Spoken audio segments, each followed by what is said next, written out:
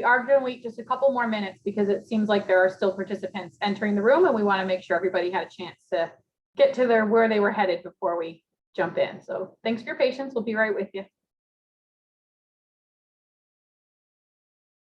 Does everybody hear me okay? Can I get a thumbs up or a wave or anything like that? Awesome. Okay, welcome. So I want to say, of course, welcome, and of course, congratulations. This is an accepted student event, so congratulations to you all on being admitted to law school. For those of you who don't know me yet, I am Amy Mangione. I'm the Assistant Dean of Admissions, and I am, really so happy to finally be seeing you and have you here today. So thank you for joining us. Just a quick note that we will be recording today's event.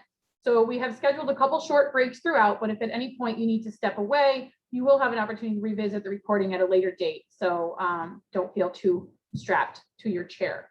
We hope you can stay with us. We do have an agenda that's going to explore a lot of different areas of law school and different cross sections of our community. So we think it'll all be worth your time. I also encourage you throughout the day to maybe take a couple notes for yourself, maybe keep a pen handy. We anticipate that you may want to speak further with people that you meet or learn more information about specific topics that are presented, and you will have lots of future opportunities to do that. But so you might want to take a note of who it is that's speaking or what you were remembering, and that way you'll know how best to follow up with us later, and we'll best know how to help you. Before we get into the live presentation, I'd like to show you a quick 5-minute video that will introduce you to some of the key pillars of Albany Law School and set the tone for the day. So as we're keying that up, I think it might be fun if everybody would like to drop in the chat maybe where you're joining us from, and people can start to get a sense of the great geographic diversity that we expect in our incoming class. So thanks for joining us, and we'll be back with you right after this video.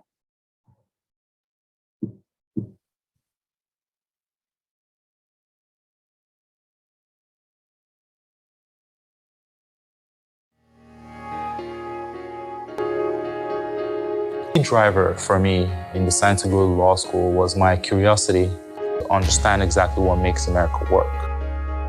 I came in here saying, I want to be a prosecutor, and it's very exciting. So yeah, it's come full circle. I've learned in life, you have no idea where life is going to take you. And I'm happy with the decisions I've made. I'm happy with where I've ended up here at Albany Law.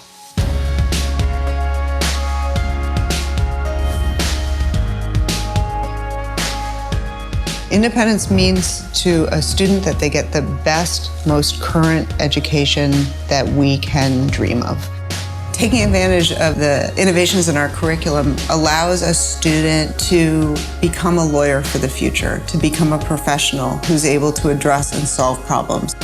When we talk about impact in this campaign, we're talking about impact that has always been true, which is the way that Albany Law School impacts our community. The military tradition in my family goes back towards my grandfather. He served during World War II, my father during Vietnam, and then myself during the Global War on Terror. I feel it's a uniquely American thing to do, is to serve, putting others before yourself. In the military, we're a profession of arms. I wanted to find another career, not just a job, another career that you were a profession. It was, something that you'd have to strive for, something you'd have to work hard for, something you'd want. And that's also how I saw a career as an attorney. Like I said, I've always found criminal law very interesting. I'm currently a military police officer, but I feel that I may be more defense-oriented. Also, I think I'm empathetic towards people, too. That's probably why I like the defense perspective. The scholarship and the additional financial benefits I've received from Albany Law, it has been a huge benefit for me and my family. I remember my first class, we did the reading, didn't really understand it, and then from day one, the professor was asking questions, and you have to answer them and figure it out and make it happen. So a lot of similarities between law school and the military, which is another reason why I enjoy it. Well, we need money to support innovations because innovation is not easy. We take some of the challenges and barriers to innovation, and we eliminate them because of our independence and because of our agility. I grew up in Lagos, Nigeria. It just kind of made sense to me then that, I should probably join the science track. It was a cool thing to do. And that was what I eventually ended up doing. I studied pharmacy. It was good to know that I was actually helping people to save lives. When I joined extracurricular activities and keep records, community development, that was when I decided to think of law I've always thought about, kind of attacking the healthcare side of things if I ever go into litigation, or, focusing on corporations that work in the healthcare area. I'm happy to be able to actually, combine everything and use it all. The greatest thing about Albany Law is the professors. I feel very grateful to a lot of people that have helped me grow from the very first day.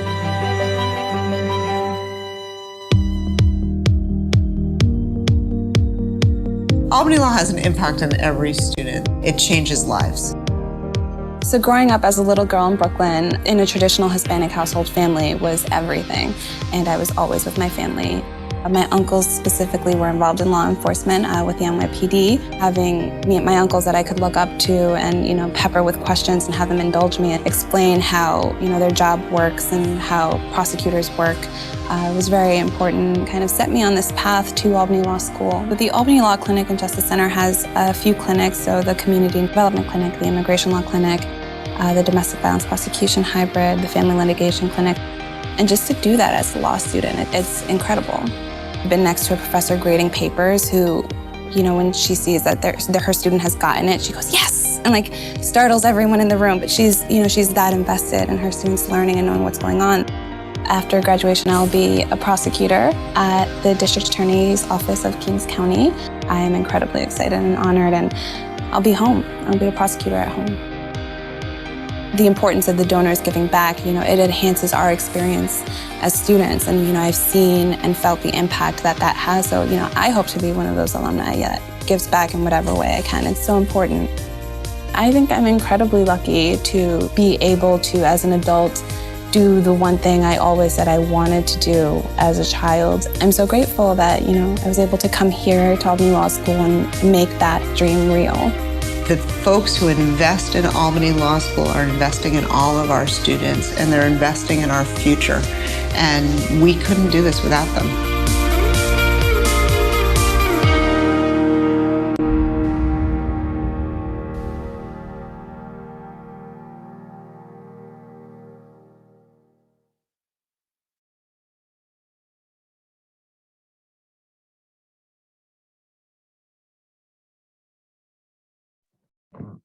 Great.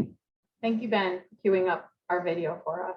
We have our shout out to one of our greatest team members, Ben Myers, for being our sort of AV guy for the day. So for those of you who may have joined after, welcome again. I am Amy Mangione, Assistant Dean of Admissions. And so I just have a couple of words of welcoming, and then I'm going to pass it off to a lot of other community members. But I just want to acknowledge that this is a very exciting time for you. And of course, for us, this is always one of our favorite days of the year. And just because virtual delivery makes that a little different, it doesn't make that any less true. So I assure you that everybody from the Albany Law community that's here is just as excited as you are to be meeting with you today. We know there's been a lot of adapting to life during this pandemic that goes for everybody. There's plenty of uncertainty, but I also hope that you will see today that it doesn't all have to be uncertain. It's very possible to feel solid about your law school selection, even if you have not had an opportunity to visit our physical campus just yet. In fact, you will meet some students later today that did just that, and they are all very happy and successful. This year's application cycle has been a particularly competitive one. You are counted among a group of impressive peers that you will be lucky to learn, work, live, and play beside. There is room for play in law school if you're doing it right, and we are committed to wellness, as I'm sure you'll hear later. It's not easy to earn a seat where you are. So today we want to acknowledge your hard work and your accomplishments, and we give you a virtual round of applause. So congratulations. And if anybody wants to unmute and go ahead and share your round of applause and your kudos, I welcome you to do that too. Woo! Yeah, it's always nice to have a real life moment, right? So I also want to thank you, each of you, for the confidence that you have shown in us by submitting your application. Today, you'll begin to see why that confidence is well placed. This is a great time for you to begin to identify the ways that we can help you achieve your individual goals, whether those are goals that you have candidly shared with us through the application process, or those you've yet to realize. We promise we can help you get there. So today, and in the coming weeks, you'll have an opportunity to meet a broad cross section of the Albany Law family. They're your Albany Law family. And we will highlight for you all of the great resources and opportunities available to you here and help get you a better sense of what to expect as you transition. There is a lot to get to, so I'm going to step back for now. I will hand it off to arguably the best person to welcome you today. She is not only an alumna of our Albany Law School, but she's our extremely capable, supportive, and appreciated President and Dean, Alicia Willett.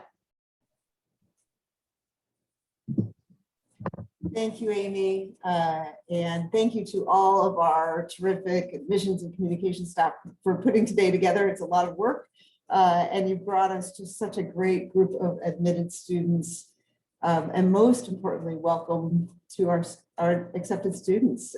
Welcome to all of you, and if you do, any of you may have support people, parents, spouses, partners, children on the call. Congratulations to all of you.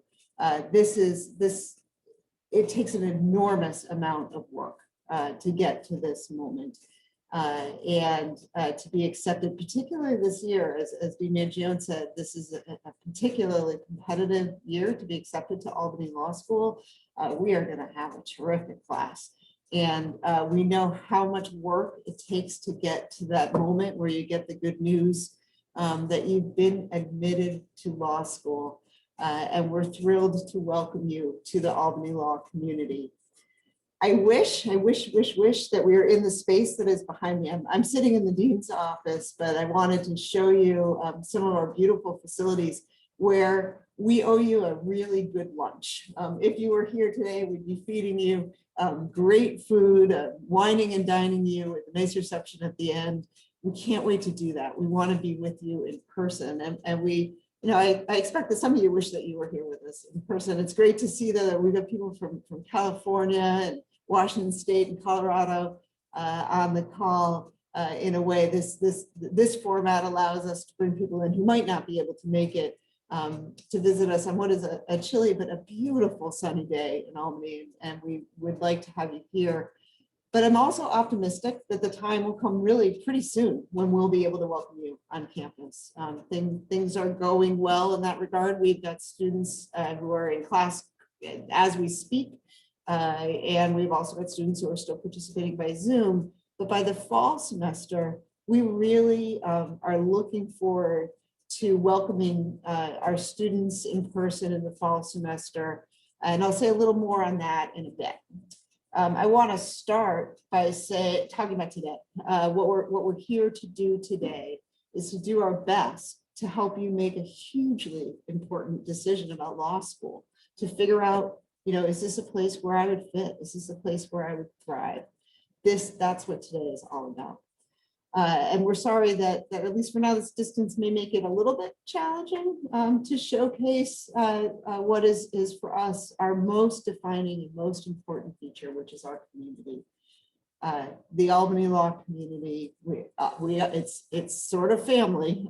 It is a close-knit group of people that care about one another and care about your professional development and your growth, whether you're a student, a faculty member, a member of our staff, a member of the alumni community. There is a real close bond in being part of Albany Law School. So the distance that we have right now isn't going to stop us from trying to showcase our community. We're lawyers and future lawyers, which means that we're problem solvers. So today we commit to your success, and we will give you a chance to get to know our community, our programs, our people, our opportunities, and our network. And we hope that you will understand that as a student and later a graduate of Albany Law School, we will remain committed to your success, giving you the tools, the opportunities, and the support that you need to launch a fabulous career. So as you may know, Albany Law School is the oldest independent law school in the country. As such, we have a real rich history, a proud history. We have graduated 2 Supreme Court justices, a US president, governors, mayors, hundreds of judges, prosecutors, public interest heroes, law firm partners, leaders in industry, health, innovation, finance, so much more. And these leaders, these graduates, reach back and give back to our students. Our alumni mentor our students. They hire them. They do mock interviews. They coach moot court teams and more. Albany Law loyalty is strong, and our alumni are an integral part of that community. And you're going to hear from some of them directly later today. You're also going to meet some of our faculty, and our faculty is among the best in the world. Our faculty are experts in their field and fabulous teachers, because teaching matters at Albany Law School. They also are singularly committed to the success of every one of our students. I can't tell you how many times faculty members are the doors are open, the rooms are full, the offices are full, or the Zoom rooms are full, where we have faculty members making phone calls to help students get internships and jobs, to understand the concept, to push students to understand, to dig deeper, all of the things that when you can dream about it, what's the best faculty in the world, you'll find it here at Albany Law School. And then there's our staff. Our staff know your names. They will help you if you forget your blazer for an interview. They'll give you the one off the back. And I'm not kidding. That's happened multiple times. Our staff are committed. It's part of the family, and they're committed to your success. And our student body is just amazing. Our students come from around the country and the world. They are diverse and smart and kind.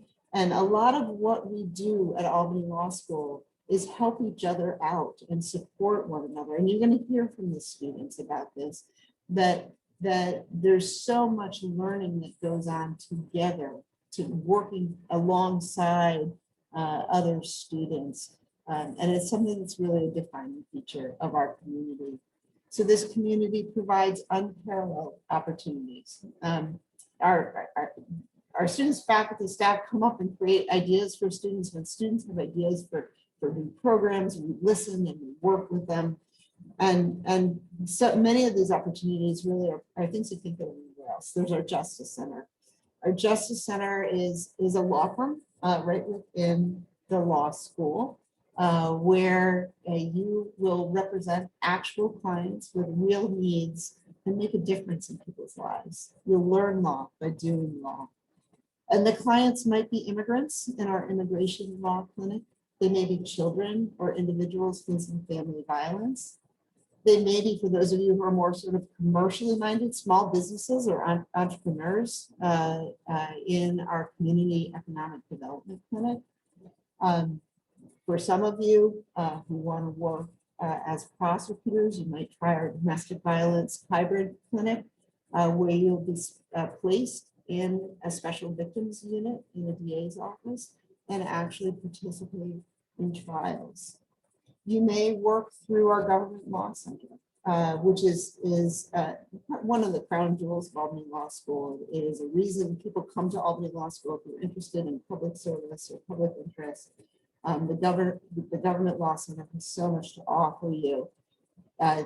Currently, the GLC is working on a number of projects, but one of the ones that I'm really excited about is a really leading an impactful statewide and nationwide project on police reform and racial justice.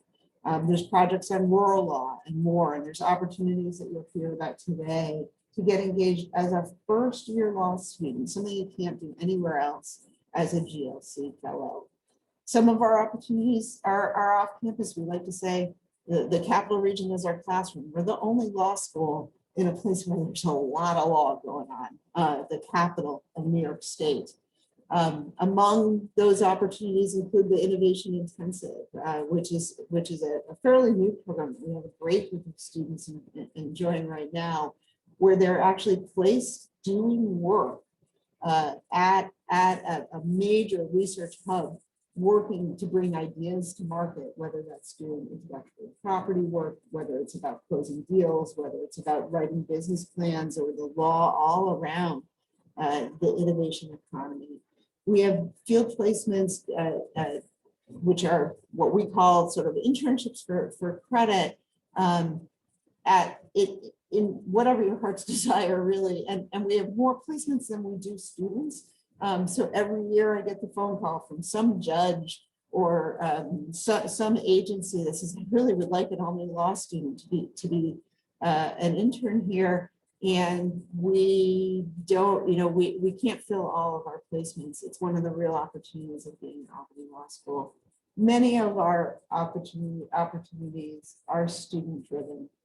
We have so many clubs. We have affinity groups of all types. We have scholarly groups. We have moot court and wellness and athletic activities.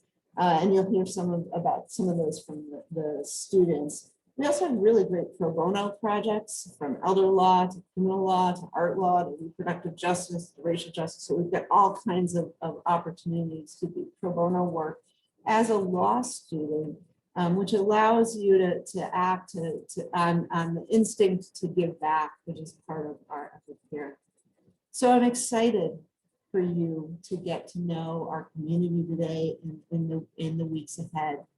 And if it feels like this is a good fit, I can't wait for you to join us in the fall. I want to have you meet face to face our faculty and our staff and our students. We want to see you grow and learn as professionals, as we all support and lean on one another in this incredible journey that you have really begun. So before closing, I do want to answer to the best of my ability questions that I'm sure are on your mind regarding COVID and plans for the fall. And feel free to put things in the chat. If I can answer right now, I know we're on a schedule, so I'm back on your schedule at the end of the day, and I can come back and answer any questions that you have at that later session.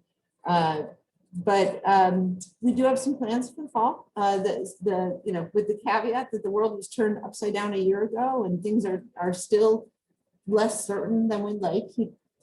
Here's what I can tell you. We are planning to be back in person in the fall for JD classes and for student life, for events and sports and moot court competitions.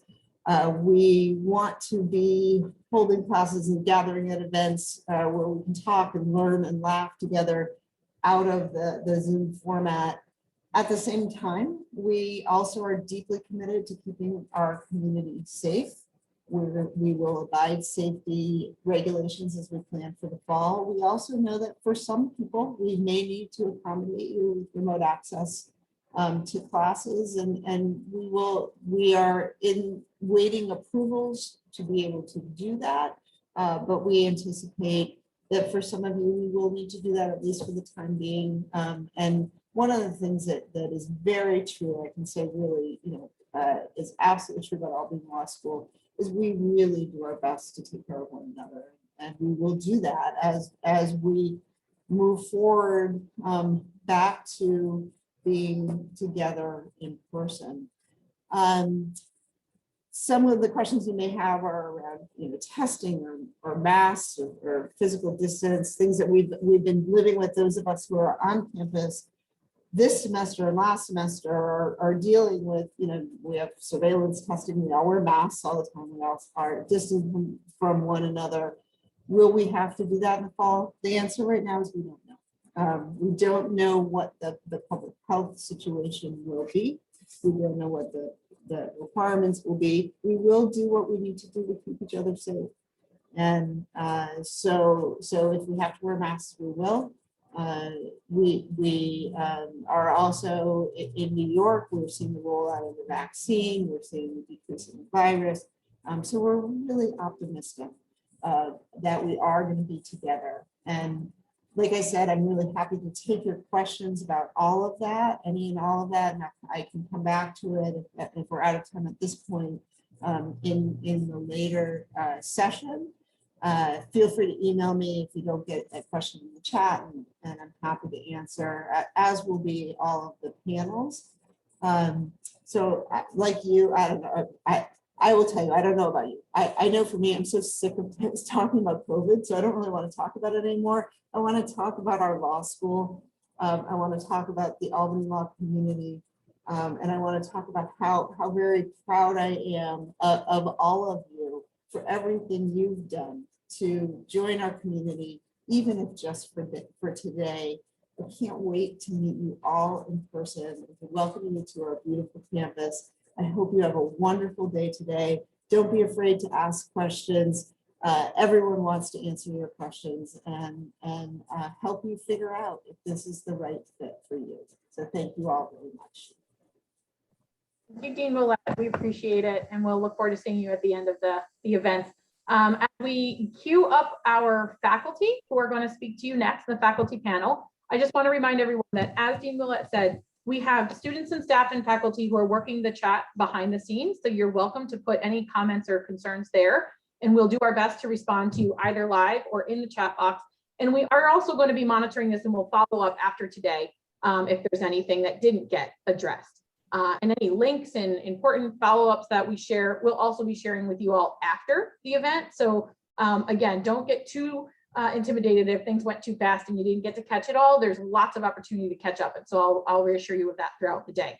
But next up, we're going to hear from a wonderful panel of faculty. And we have Professor Ray Brushup, who's going to moderate for us. So I think, Ray, you're up. All right. Hi, everybody. As they say, welcome to the first day of the rest of your life. This is a very exciting time for us and for you. We're always thrilled to speak to prospective students. This is a day that we like to sort of think about, what to expect when you're accepted.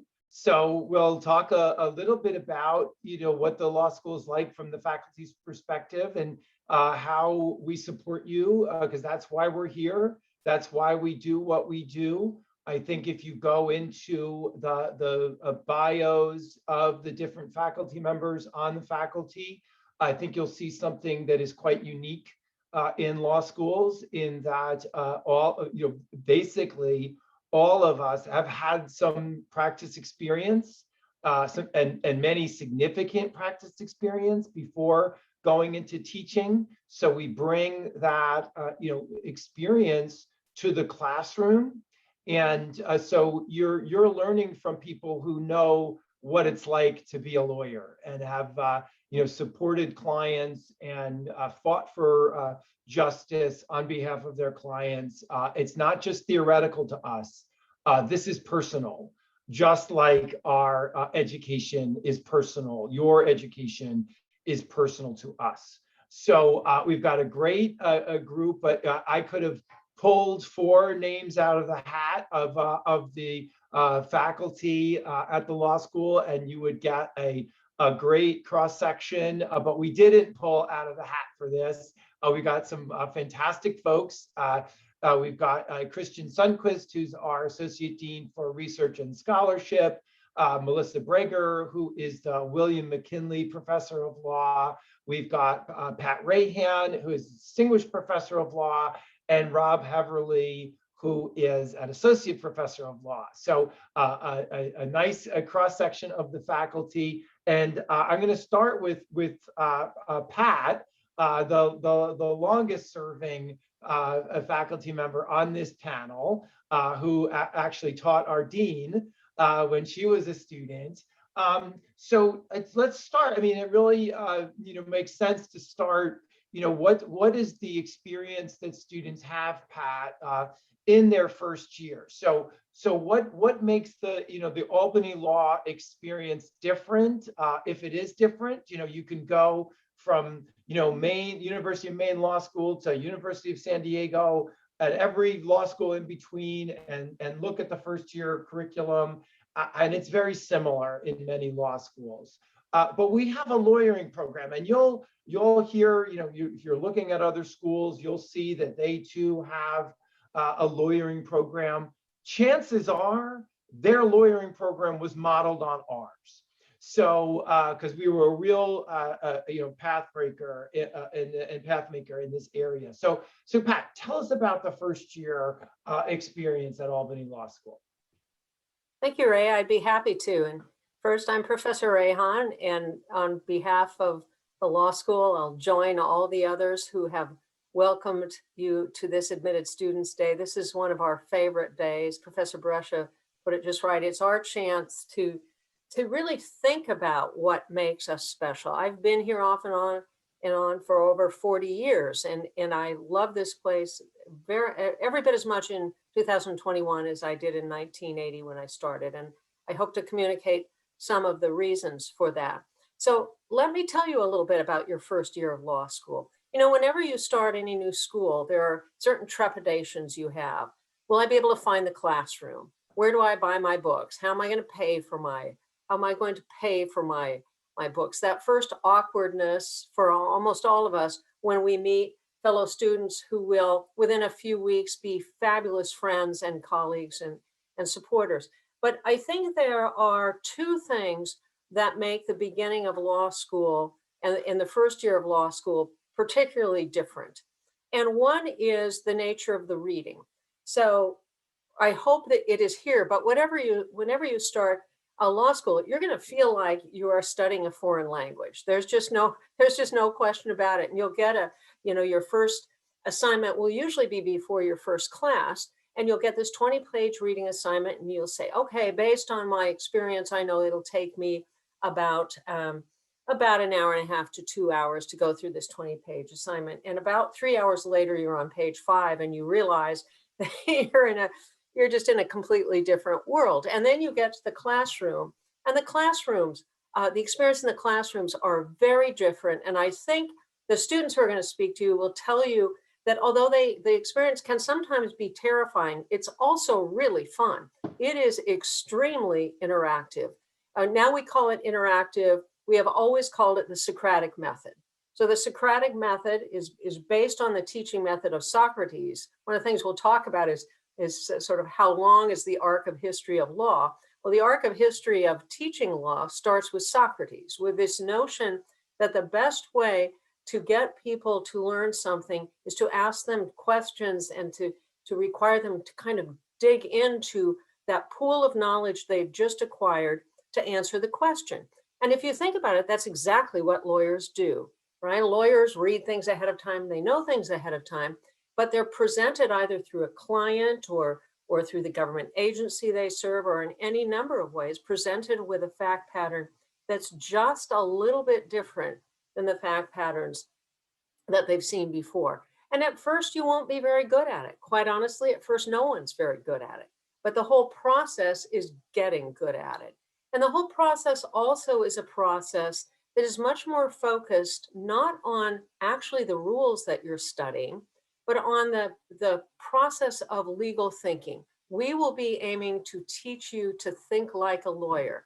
And that is thinking about things in a very different way than you've ever thought about them before. And I joke with my students that two things happen almost immediately in the first couple of months in your first year. One is that you start looking at everything in life a little bit differently. So in the olden days, we used to walk into dry cleaners, right? We haven't had to dry clean anything in a year now, which I suppose is one sliver of the good side of COVID. But you'll walk into a dry cleaner and there'll be a sign that says, "We are not responsible for lost or damaged items." And as a law student, suddenly that sign takes on a completely different meaning, and you find yourself thinking, wait, is that true? Are they not responsible?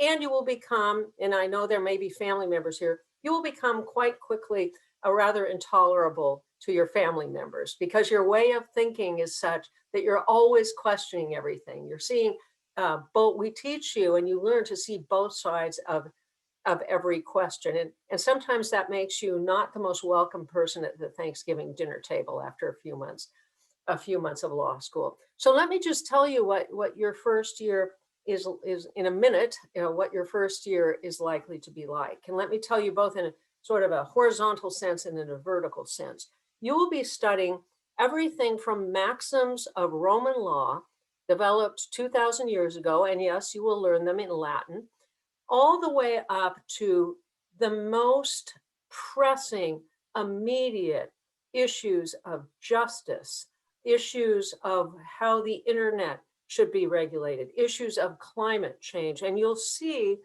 the arc of legal history. You'll study the arc of legal history.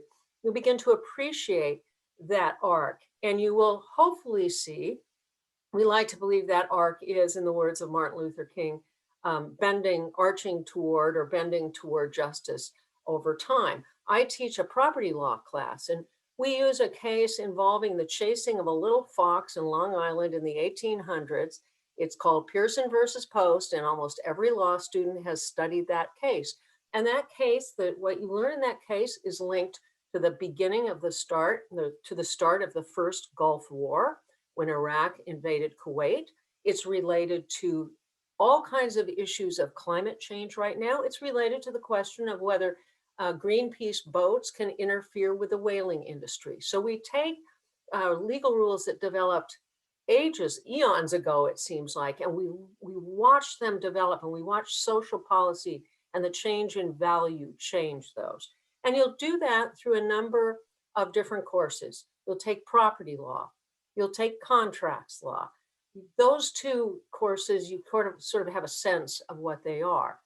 Professor Heverly teaches torts law.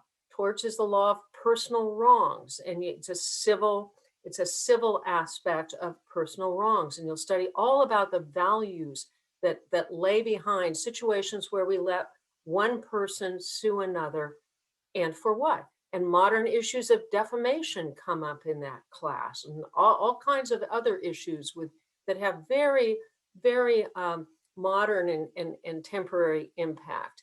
You'll study civil procedure, how we go about the practice in civil courts, and all of the considerations that have tried to balance the interest of parties in that. You'll study criminal law and the development of that law. And through criminal law, you'll study statutes as well as cases. You'll find case law forms the great bulk of much of what you study in first year. And you'll study constitutional law, that great document that informs so much of who we are and who we hope to be. I want to just mention, though, Professor Brescia's reference to our lawyering program.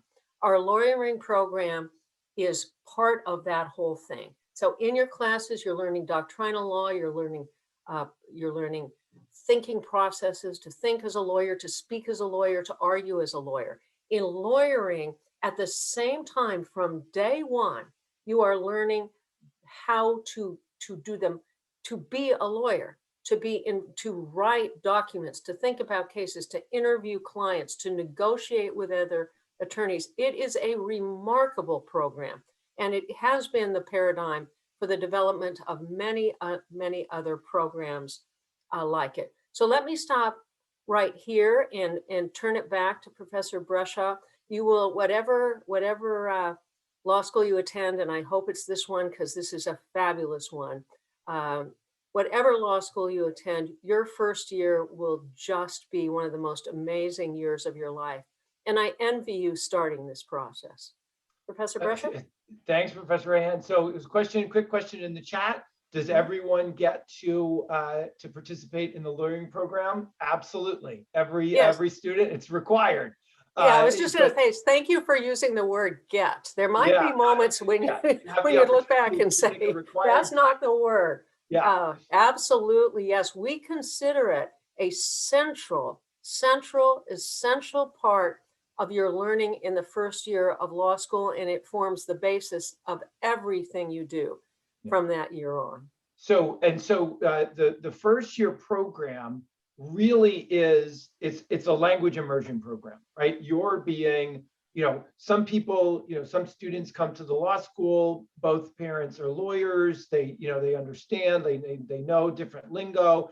Other people, first generation professionals, you may not, know the magic words yet, but you'll all be, brought into the community, and everyone will get up to speed, and you'll learn together, all the different aspects of lawyering. But that first year is the building blocks. Those are the building blocks to get you ready to really start running in your, the first summer after your first year of law school, to do your first internship. And then you'll come back to school as a second year, and you'll start to take, you still have a few required classes to take, but then the world is your oyster, and you get to start choosing classes. So Professor Sundquist, tell us about, what it's like to be a second and third year student, the opportunities that they have, And particularly, let's talk a little bit about the concentrations. The idea that students can choose a concentration, and maybe you could talk about the brand new, hot off the presses, social justice concentration, to sort of give people a sense of what the upper level program is like and what the concentrations are. Yes, no, absolutely. And so it actually might be a little difficult for me to think back when I was a 2L or 3L, it's going back to 2000 and 2001. But I remember, just being very curious and also unsure about what I wanted to do in law. And so I explored intellectual property. I was serving as an IP clerk at a boutique firm in DC at the time. And I thought that was going to be my path forward. And then I was like, well, let me experiment a little bit with transactional law. Eventually, I'll cut to the chase, I ended up doing civil litigation, which I ended up loving quite a bit. But I think it's really important to have those opportunities to explore your interests, to try out different areas of the law as you progress in your second and third year of law school, and figure out what works well, what meshes with your skills and your particular interests. But of course, students can explore a wide range of upper level elective courses and clinical and experiential opportunities, from bankruptcy law to the immigration law clinic and everything in between. And so we have a number of concentrations, and I'll just run through them very quickly because I'll assume that you've gone through our website and you've checked them out a little bit. Alternative dispute resolution, business law, civil rights, civil litigation, criminal law, cybersecurity, elder law, environmental law, family law, government law, which is very broad and very exciting and ties into a lot of what our Government Law Center is doing, health law, and we have a number of noted experts in that particular area, including our dean, by the way, if you want to ask her questions about that. IP, of course, international law, labor law, social entrepreneurship, which Professor Brescia knows quite a lot, and he teaches a number of courses in that area. Tax law, trust and estates, and certainly social justice. And so social justice is our newly added concentration, added just this semester. And so you're going to be very fortunate, at least in your second year. Eventually, you'll begin to take classes in that context. If you're interested, it includes upper level courses like critical race theory, an area that I research in, children in the law, which Professor Brager has some experience in, civil rights litigation, poverty law, and the like. And so not all students necessarily engage in a concentration. That's up to you, right? We want to give you choices. We want to give you options in terms of figuring out, what your professional path looks like moving forward. But I think the key is to help you identify which particular professional path most accords with your particular interests and your skills, and then to provide a range of educational experiences that will support you on that particular journey. But it's a lot of fun. In some ways, I actually love law school. So not everyone has the same, experience, but I reflect very fondly on my law school experience. And I loved, trying new courses in different areas that I knew nothing about. And I think you'll find that you come into law school thinking, oh, I want to be a prosecutor, or I want to be a patent prosecution agent, or whatever it happens to be. And then you're exposed to new ideas and new disciplines at law, whether through clinical opportunities or what have you.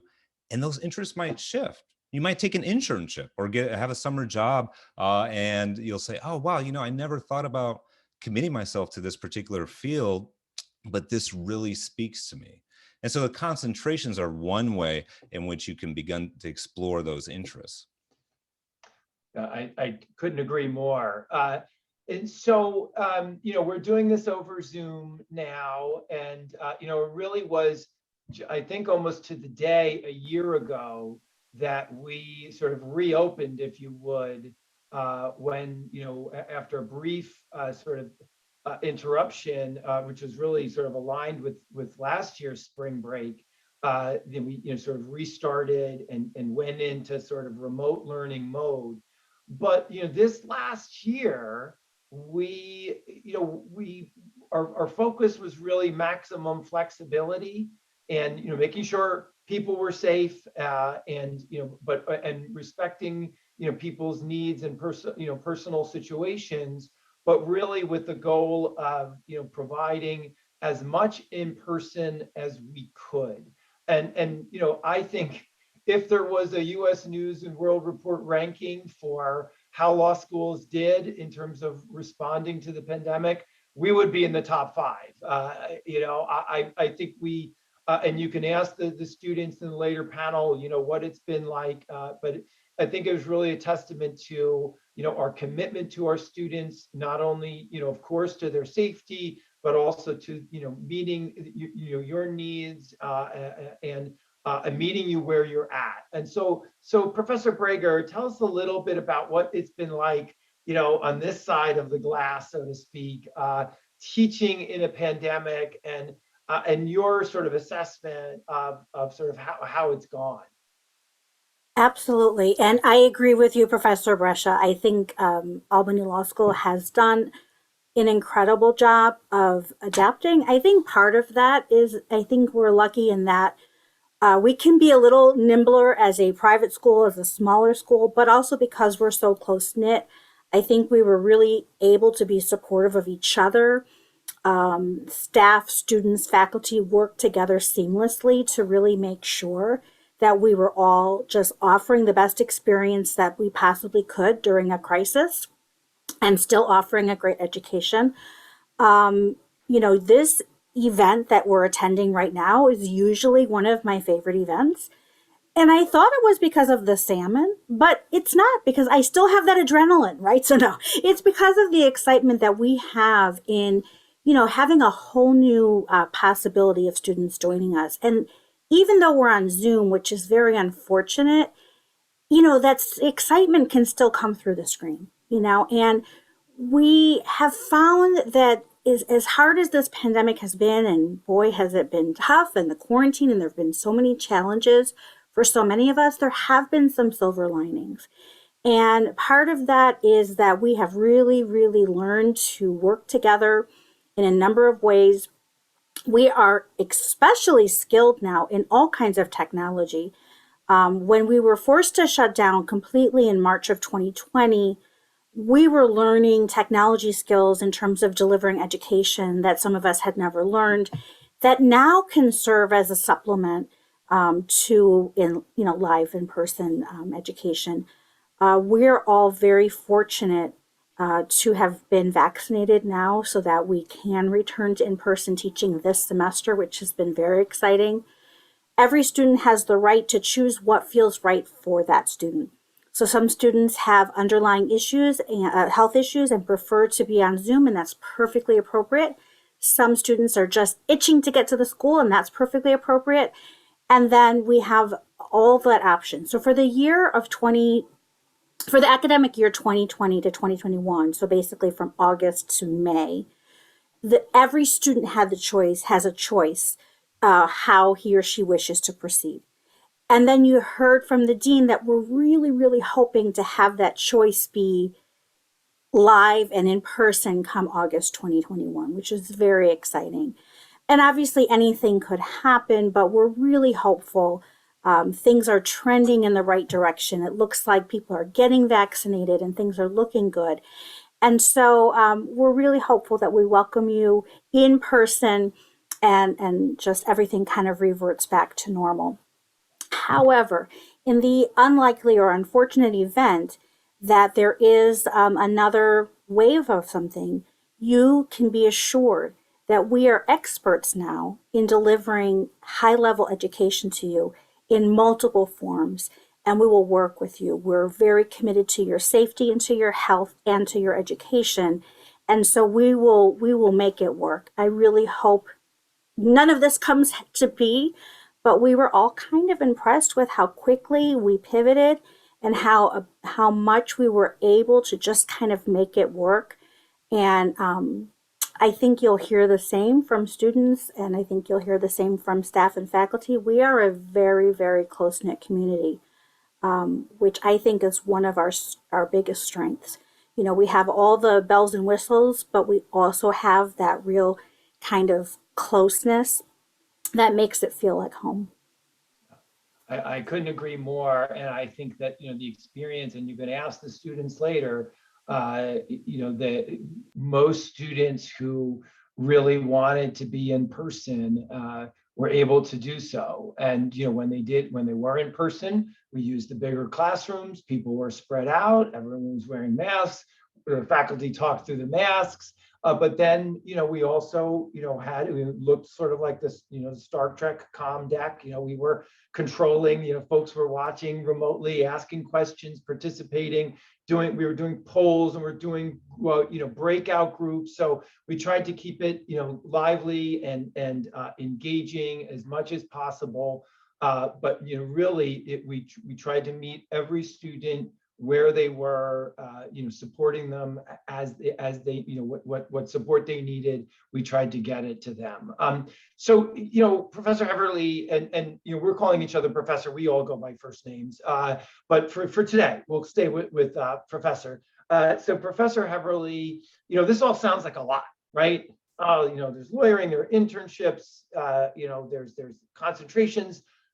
Do students have to navigate this all on their own?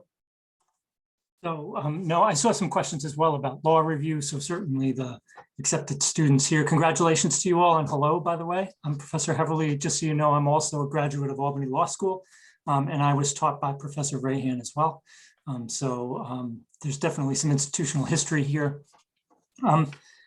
Professor Brescia, absolutely not. I mean, when you start, not only do you have, as mentioned in the chat, mentors from students and from alumni, you have a faculty advisor. So I'm a faculty advisor this year to some of the first year class members. You meet us at orientation, we talk. I had an email last night at about 12:30 from a student who's one of my advisees who didn't know what to do because they had a problem with a submission on Canvas.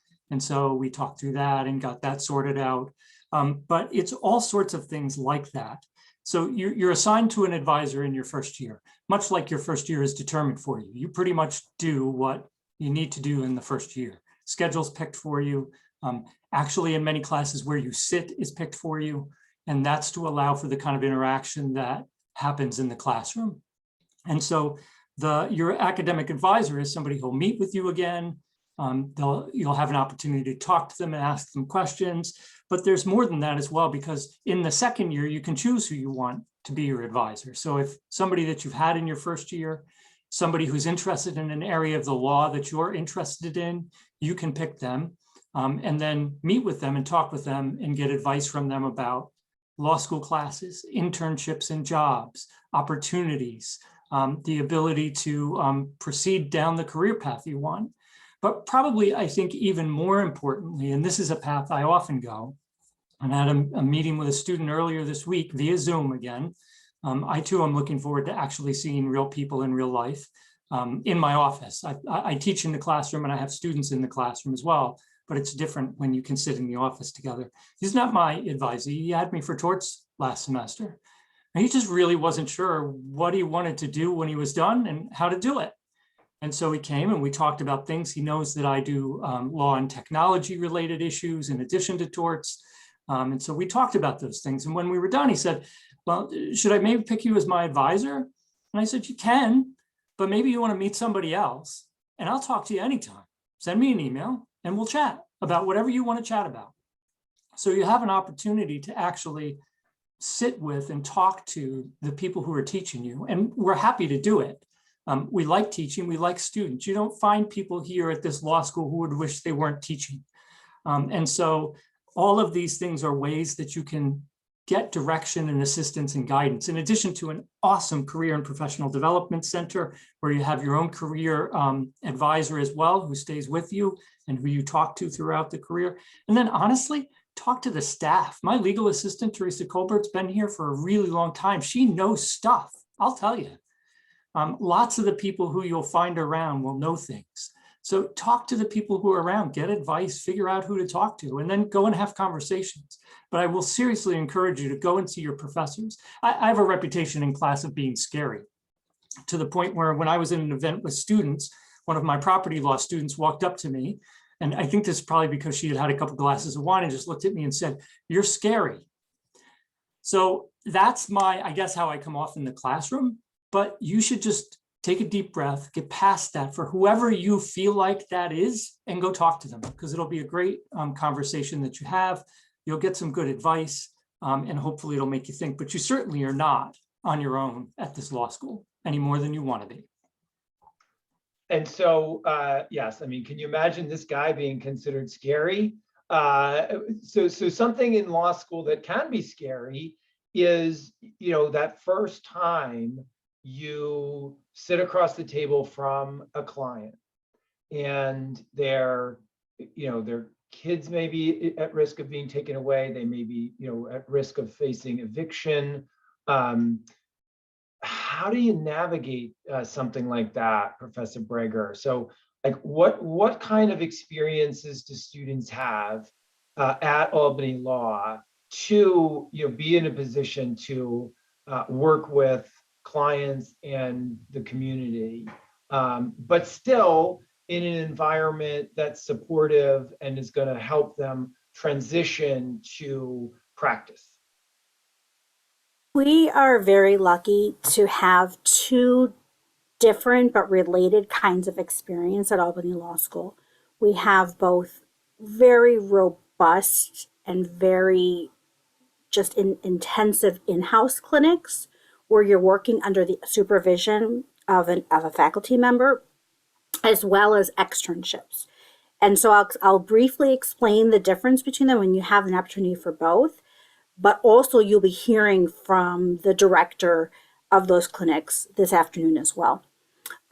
In-house clinics are where you are assigned an actual clients under the supervision of your faculty. So for 8 years, I ran the Family Violence Litigation Clinic, where the students were assigned to represent survivors of domestic violence in a variety of types of cases. And the students were the ones who interviewed the clients, represented the clients, wrote the papers, argued the cases in court. And I was there every step of the way, although I stepped further and further back in the courtroom as the semester went on to give more independence. And we have that in health law. We have that in immigration law, family law.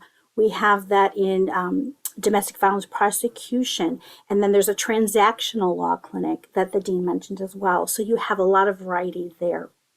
And then in addition, being the only law school in the capital region is a tremendous asset. And while you probably shouldn't choose a law school based on location, here you might want to, because you have every state agency, every high court just right here in your backyard. So you could work for judges, state agencies, the governor's chambers, anywhere you want, and you learn from the experts.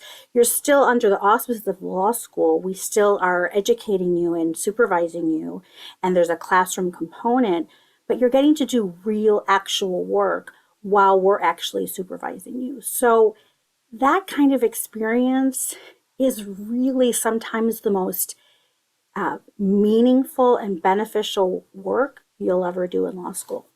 And it's all here for you in any possible combination, and you can do more than one. Absolutely. And our students, they'll do a clinic one semester, they'll do a field placement another. They can participate in the innovation intensive, which is something the dean mentioned. You can do a semester in practice or city semester, which are immersive programs. You can look at them on the website, and Ben is going to put them in the chat as we speak, but where you can spend a semester working full time at a law office away from the capital region. And we've had students work in the White House, in both the Obama and Trump administrations, the Department of Justice, Pfizer. I mean, just amazing opportunities where students had these immersive experiences outside the capital region, where they could, build their network and get, great opportunities. But as Professor Breger said, in the capital region, which is of course the seat of state government for the state of New York, we're the only game in town. And where I used to practice in New York City, and we'd have 7 or 8 law schools trying to send students to my organization. here we've got the organizations reaching out to us, asking us, where are your interns? We needed interns, Division of Human Rights, the legislature, the federal courts, the state courts. So there, we have more opportunities than we fill every semester. We have more internship slots than we have students to fill. So you have great opportunities. You can do them multiple semesters. Okay, so we've talked about, in the classroom, in the internship opportunities.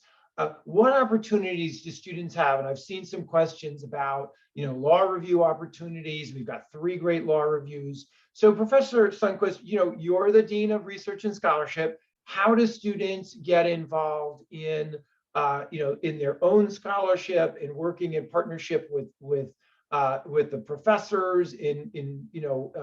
How do they develop their own research skills, and how do they get those experiences? Yeah, I mean, that's a really good question. And so I think you begin developing those skills during your first year, of course, during the lawyering classes that you're going to take, and they're great. So, it's not a question of, can I get in? You're definitely in, it's required. So you're going to begin to develop those skills during your first year, and also in all of your courses, to be honest, in terms of learning how to critically analyze a particular issue and make arguments, either adversarial arguments on one side or the other, or sort of your objective analysis of what's going on in the law. So that's sort of the foundation. But there are a lot of opportunities to engage in scholarship, to just engage in discussion about ideas, right? Because that's what it is. We all have our own ideas about what the law should represent, or our own interpretations of the law. And so it's really part of being a member of a broader intellectual community. But in any event, beyond that, certainly there is an upper level writing requirement. And, that will mean, drafting a substantial research paper, under the supervision of a faculty member. And so you go through that. There are a number of seminars, really interesting seminars. And I haven't taught a seminar for the last couple of years. I sort of miss it, but really interesting seminars that you can take. Many seminars are paper-based, meaning that you'll need to produce a research paper to satisfy the requirements of that course. And again, faculty will work with you to identify what your particular interest is in that, course, and come up with an idea, an outline for your paper, an argument, and so forth. There are opportunities to participate on Law Journal, and we have a number of law journals, and perhaps Professor Heatherly will want to speak a little bit more about that as well if we have time. You could become a student editor of those law journals, and perhaps even publish your own work in that journal, or perhaps some other law review, a student note.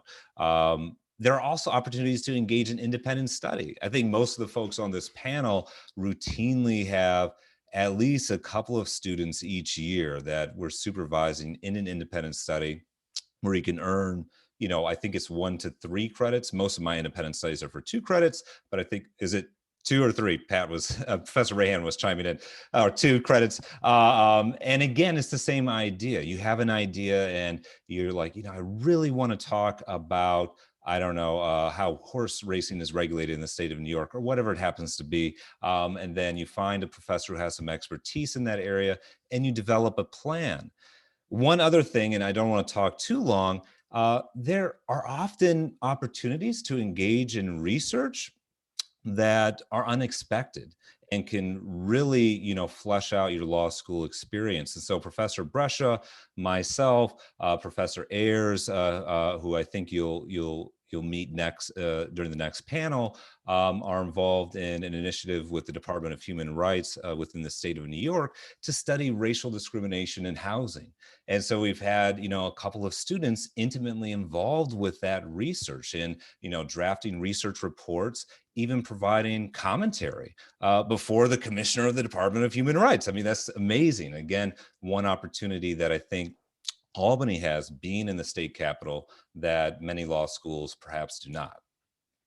That's great. So we are running a little tight on time because there's so much more we could say. We're trying to, Ben's doing a great job of surfing with, trying to respond to your questions. We're trying to work them in as well, but we're going to go quickly now because we've got just a few more minutes. So Professor Rahan, in 1 minute. So if I'm looking at two law schools and one says to me, law school is going to be challenging. And, I heard this Rahan character and she was saying, oh my God, it's hard. And there's this Heverly guy, he's scary, right? Like if I've got one law school's telling me that, saying law school is going to be work. And another law school saying law school is going to be super easy. I take the easy one, right? Like, right? That's what you should go. You should go for the easy law school, right, Professor Rahan? 1 minute. If a law school tells you it's easy, there's a lot of reasons not to go to that law school, because law school is completely intended to be hard. You are starting professional school, no different than a medical student that's starting across the street from the law school. And I think when you meet that medical student as your doctor in 10 years, you want the medical education of that student to have been hard. Particularly the first year is hard. You are going to run, you're going to stumble. I promise you, you're going to stumble. I think you will meet students on the panel who stumbled and will tell you, as I will tell you, I stumbled. I did terribly my first semester. It wasn't at all what I thought. I worked harder than I'd ever worked in my life. And I didn't do very well. And I had to figure out how to pull myself out of that. The fact that I'm on a law faculty suggests that I figured that out, but it was hard. And it is hard, and you want it to be hard. My daughter was in the Army, and they always say, embrace the suck. And I guess that's what I would say to you. Embrace it. It's intentional, and you will be far better off for it, and your clients will be far better off for it. And as Professor Heverly and all my colleagues have said, we're all here to help when you stumble. Your fellow students are definitely there to help when you stumble. Was that 1 minute, Professor Brescia? You're great. And so two quick things. So remember, I remember getting an image from students a couple of years ago who were studying together for my federal civil procedure finals as a first year class.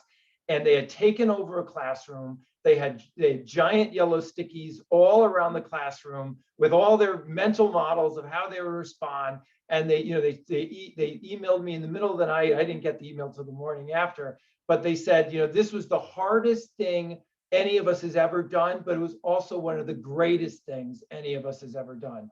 And that's what law school is about. It will be one of the hardest things you will ever do, but it also will be one of the greatest things you will ever do. Speaking, there's a question in the chat about New York City. Students do internships there in the summers. We also, as I said before, the semester in practice, the city semester, you can work a whole semester in New York City in an internship, full-time, part-time. We send a good chunk of our students every year who graduate and go and work in New York City. We have a lot of students who come up from New York City to come here, and they want to go back to New York City after they graduate. We have a revolving door, if you would. So lightning round in the last few minutes, interdisciplinary opportunities for our students. Professor Heverly first, 30 seconds. We do a lot of stuff, even though we're an independent law school that's not associated with a university. We work very closely with the folks over at UAlbany, and so we work closely with their College of Emergency Planning, Homeland Security, and Cybersecurity. I've taught a drones course with one of the professors there. I've worked with people in the art history department at UAlbany.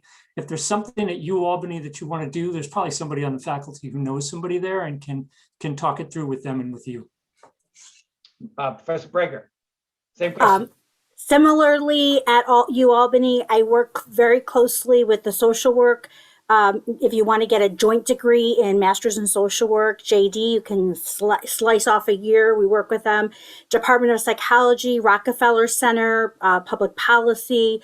Again, we work very closely with them. I work closely with folks at Union. Skidmore, RPI. So we all kind of work together with other folks, and we have a lot of joint degrees. Professor Tenenbaum works closely if you want to get a degree in bioethics. So there's lots of opportunities for interdisciplinary work. If you have an interest, let us know and we'll make it work. Yeah, and so Ben has done a great job putting in our academic partnerships, whether it's joint degrees.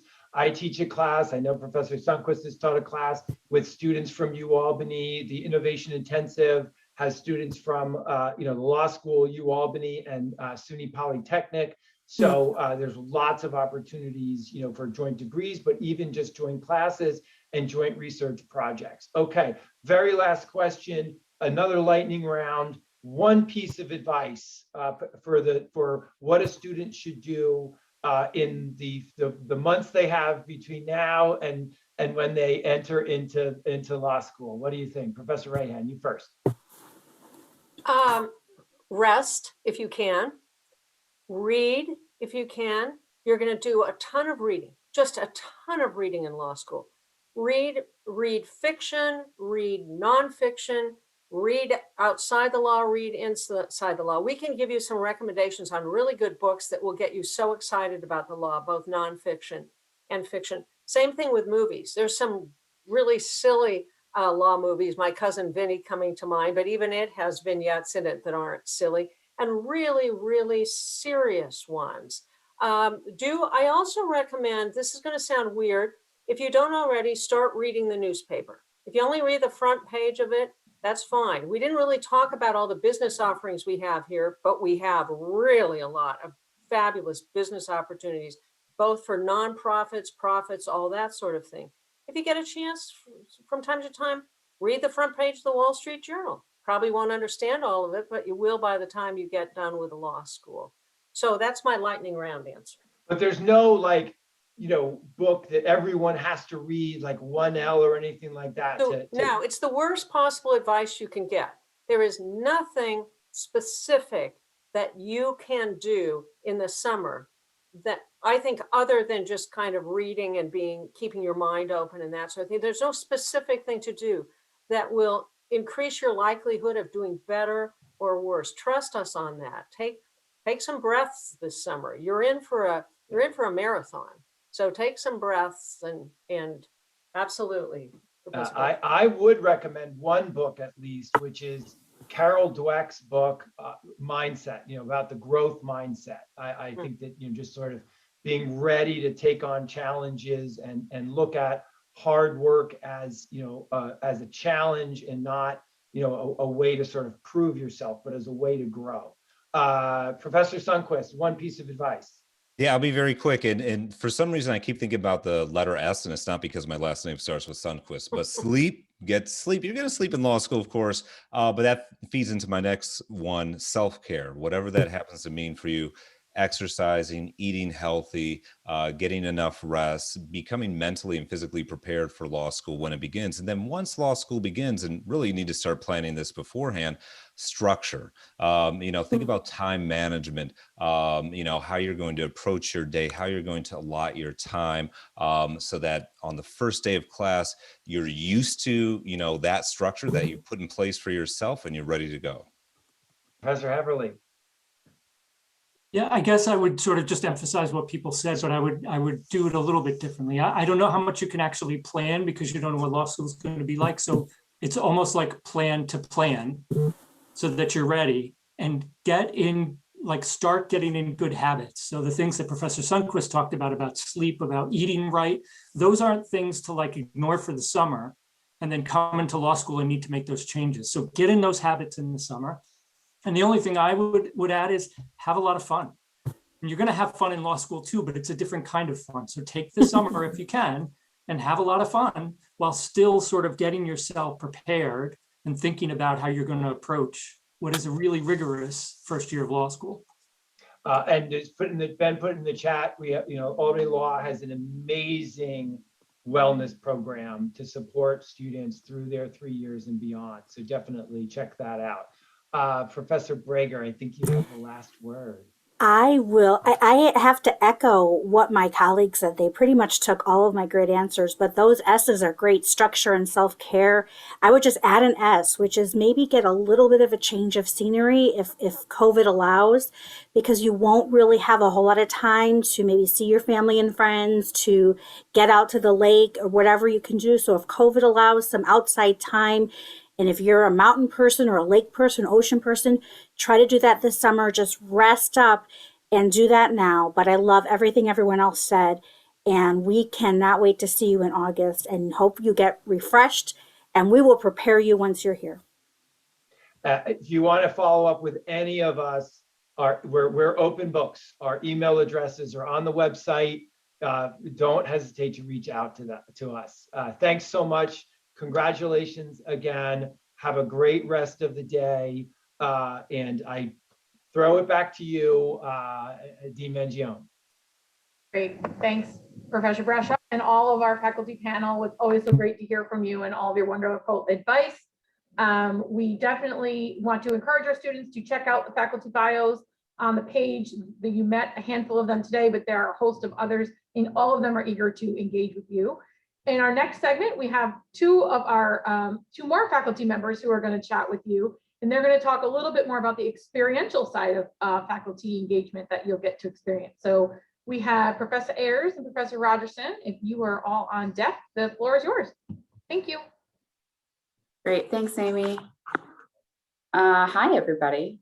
From what I've heard, you've had a lot of people talking at you very quickly about all the wonderful things, which is great. I'm glad that you're getting this intro to all that Albany Law School has to offer you. What I want to invite you to do just in this moment is to take a deep breath and absorb the fact that you are accepted to law school. If you haven't already. Take a minute to locate where you are in the space that you're in. Look to your left, look to your right, recognize that your body is situated in this great big world, not just in this tiny little screen. And just take a breath. We'll have a break right after our section. And I just wanted to get you sort of outside of your heads for a moment, which is probably where you've been for a long time. We all have been. So I am a professor here.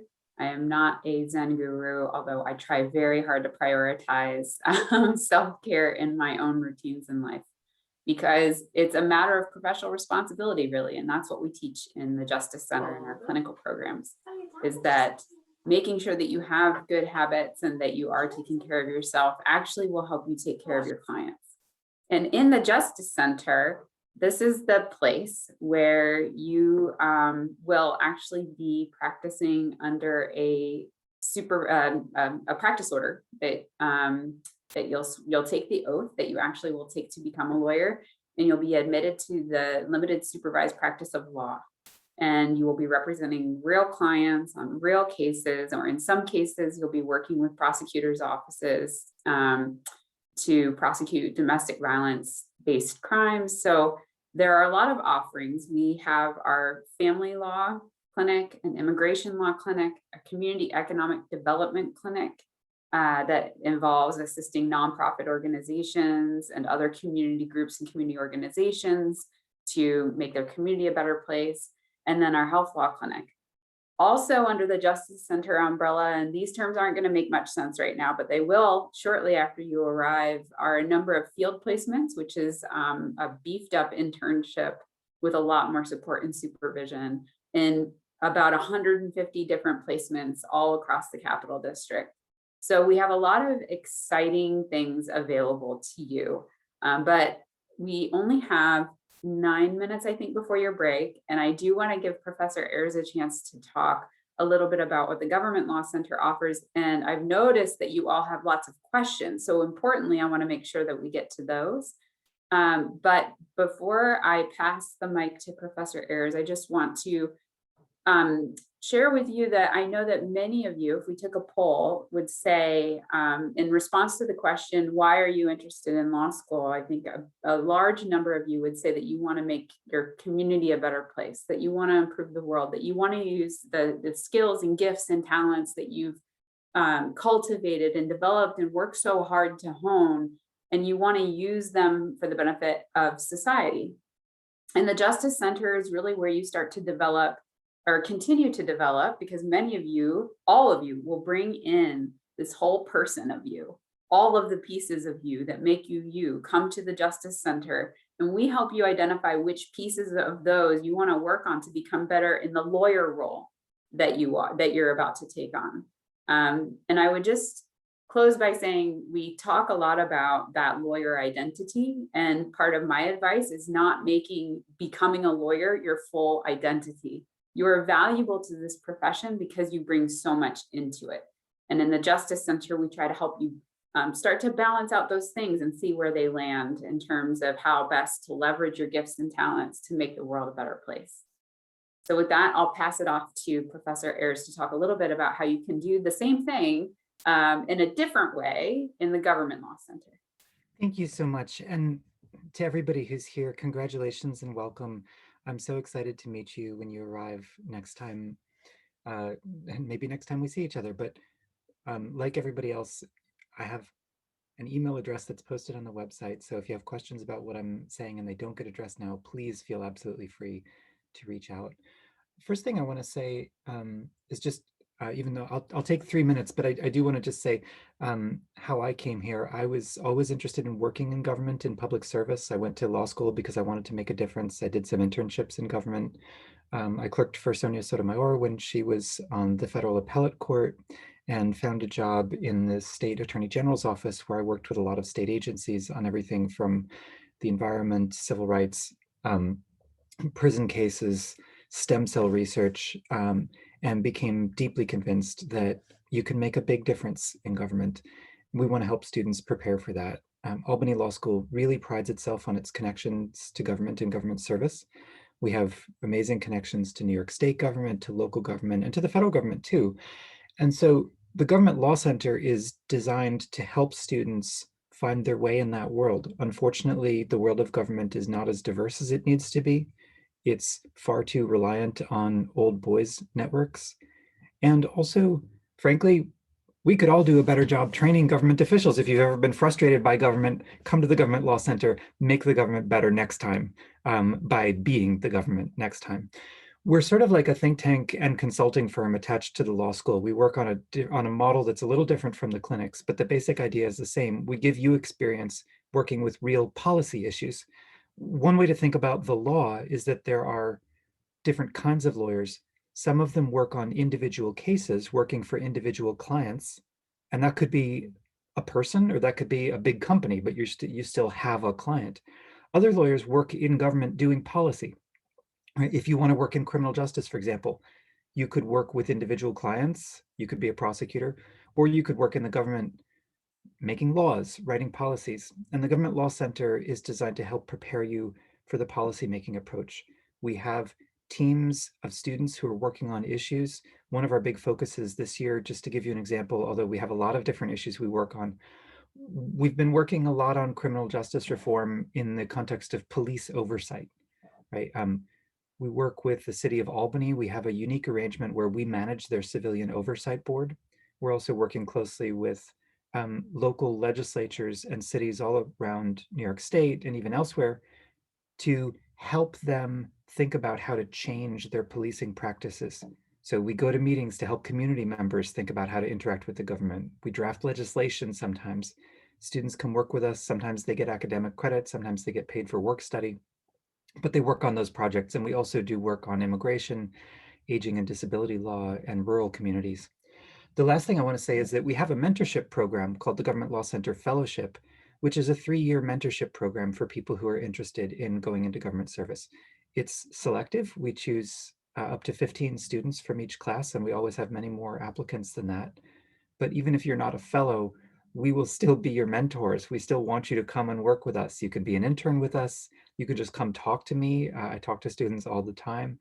And some of the classes that are required for the fellowship, like administrative law and an original class we designed called Law of Government, those classes are open to all students. So whether you're in the fellowship or not, we will teach you to be a great government lawyer.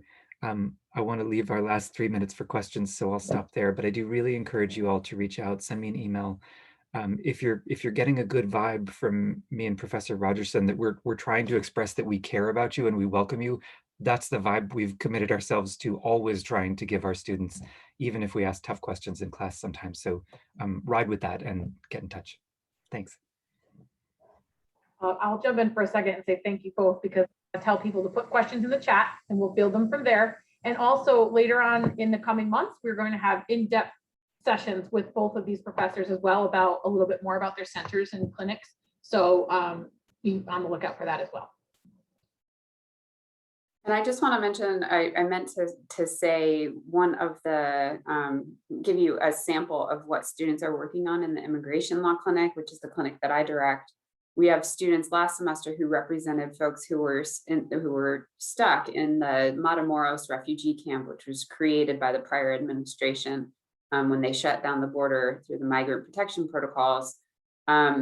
When the new administration came in and released those protocols and allowed asylum seekers to come back into the country lawfully, as they're able to do under the laws of the United States, the next semester's students picked up the cases where they left off and are now representing the same clients, many of whom have now made it to the interior of the United States. And that's on the front page of the newspaper every day. And so there are lots of opportunities. I'm now prepping students to potentially be interviewed by reporters from the New York Times.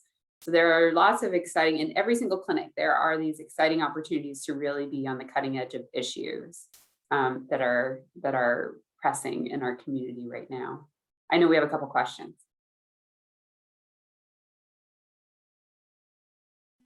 Oh.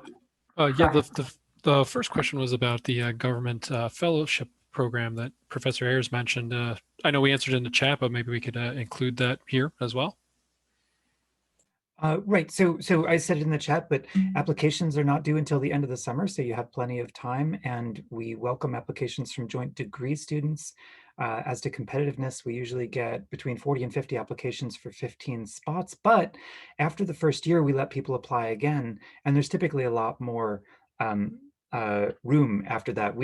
We try to say the first year is to help people explore what they're interested in. And then the second and third year is, once you've decided you're interested in government, this will help prepare you. Some people in the first year decide government's not their thing, which we regard as a success. We're trying to help you figure out what you want to do, not pitch you on anything. So that's great. And it leaves a couple of spots open, and people do swap in. But again, you could be very involved with the Government Law Center, regardless of whether you're in the fellows program. There's a Government Law Society, for example, a group of students that was just started this year, which is wonderful. And there's a Government Law Review, one of our journals. I'm involved with all of those programs, and I would love to talk to you more about them. What qualifications do we look for? We just look to benefit whoever we can. Folks who might not have access to the halls of power without the fellowship, folks who are passionate, folks who are excited about government, folks who have questions, right? You don't know what you want to do, but you've got a lot of energy to do something and you think it might be government. That's great. We're here to help you figure it out. So yeah, really, it's any way in which you could benefit from the fellowship. Please let us know that. The application will be online on the Government Law Center's website. The updated application should be up in a week or two. You really have the summer to apply. So apply now. Feel free to reach out to me to talk one-on-one before you apply if you'd like. I'm happy to do that. But you've got plenty of time. And then the Justice Center, that begins after your first year of law school. So you'll hear a lot from us over the course of your first year. You definitely want those first year courses under your belt before you dive into assisting real people in the real world, but we'll help you get there fast. Okay, well, thank you both. And I promise all of our admitted students, this is not the last you'll hear about it. We will keep you up to date when that application is available, what the timeline looks like, and how you can chat with us more about it. So stay tuned. Again, we recognize that you are getting a lot of information thrown at you in a very short time frame. And that today is intended to be an overview to spark those conversations, spark those interests, fully intending that you'll engage with us further to find out the deeper dive, right? So if you're just feeling like, oh my God, there's so much I want to think about and hear about, I can't possibly get it all done. There's no way we can tell you all the wonderful things you could consider for your future in a couple of hours. So we really are trying to give you that cross section. So again, take a breath, highlight the things that you would like to learn more about, and then reach out to us and we will follow up with you for the opportunities to get deeper into the things that are important to you. Before we move on to our next section, which is going to be the student to student, our current student panel, which we know everybody is always super excited to get a part of, we're going to take a 5-minute break. So that's going to be roughly 2:37, right? 5-minute, get up, take a stretch, a little bio break, whatever everybody needs. Step away from your screen for a moment. If you are around, you can still be in the chat. There's lots of folks still active in the chat, so feel free to continue to engage with us there. And then the formal presentation will begin back in 5 minutes. Thanks.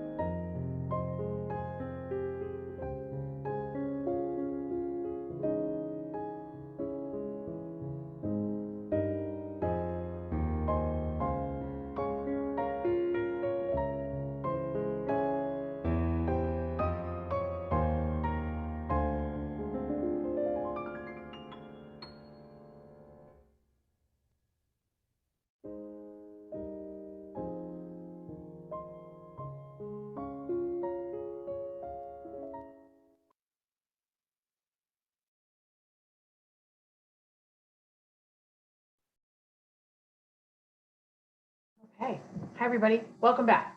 Got a couple extra minutes out of there. So everybody was having too much fun with the music.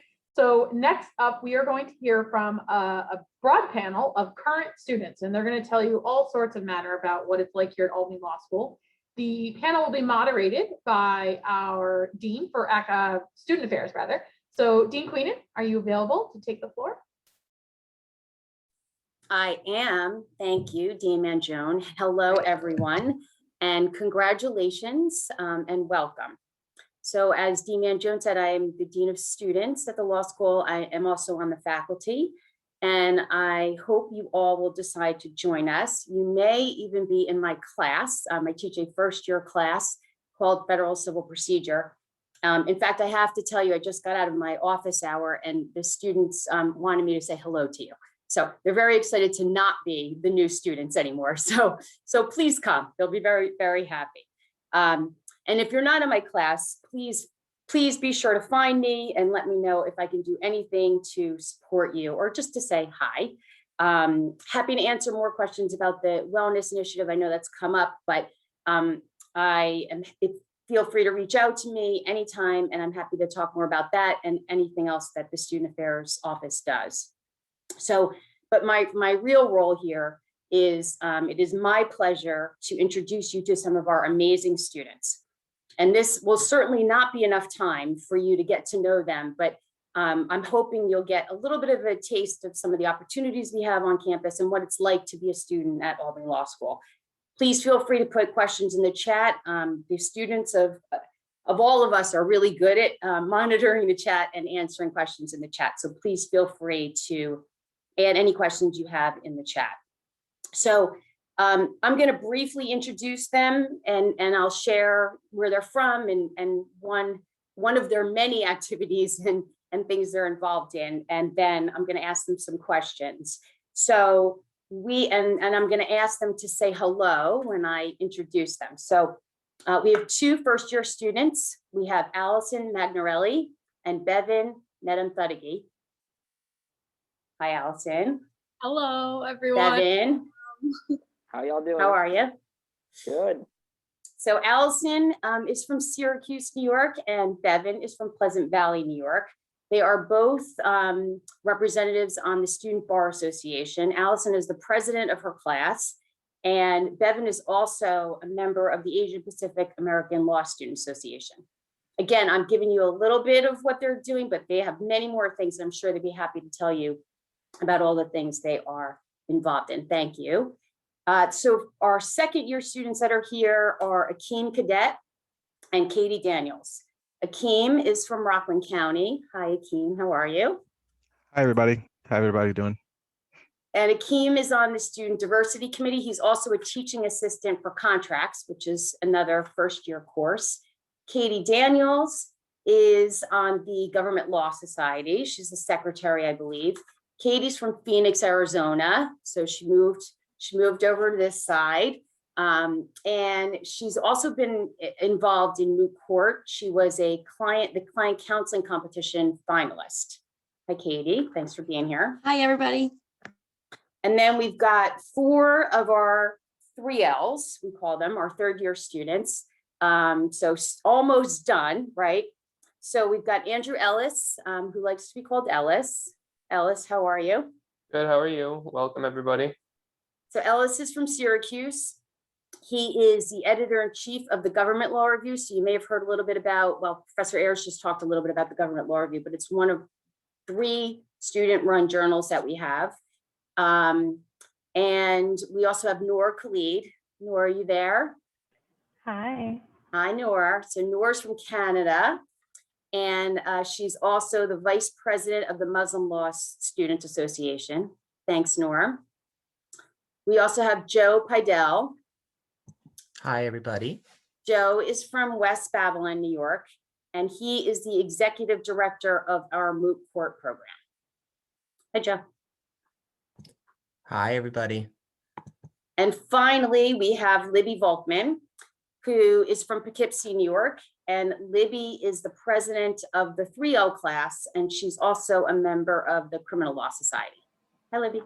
Hi, everyone. Libby has been actively working on plans for commencement with us. So very exciting.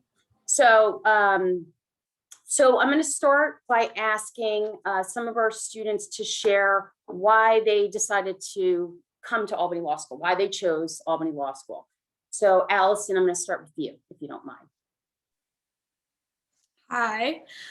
So first of all, I want to say that I remember this day 1 year ago very well, because it was a very hard time last year around this time, and looking forward to this session was really exciting to look forward to what was going to happen in the fall.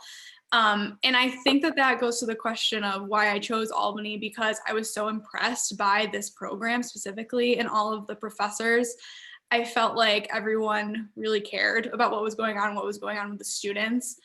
And coming from Syracuse, coming from New York, I wanted to stay in the area, but COVID definitely kind of, I guess, restricted some of my choices.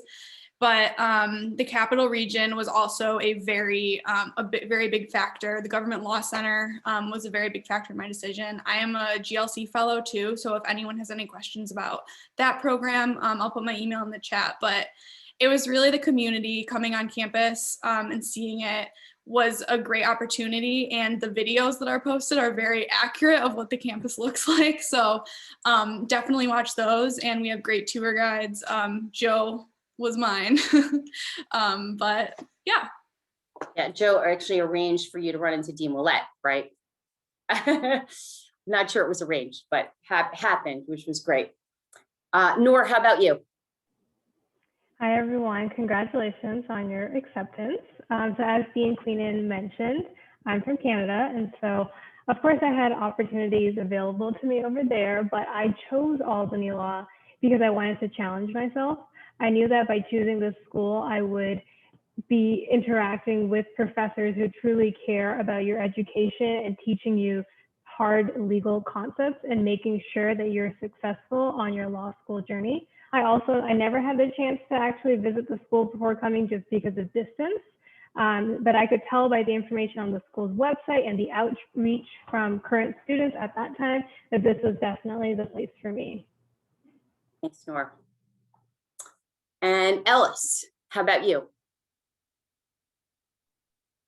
Hi, so I also was not really in the area. I got to come for a visit once, but it was on my visit.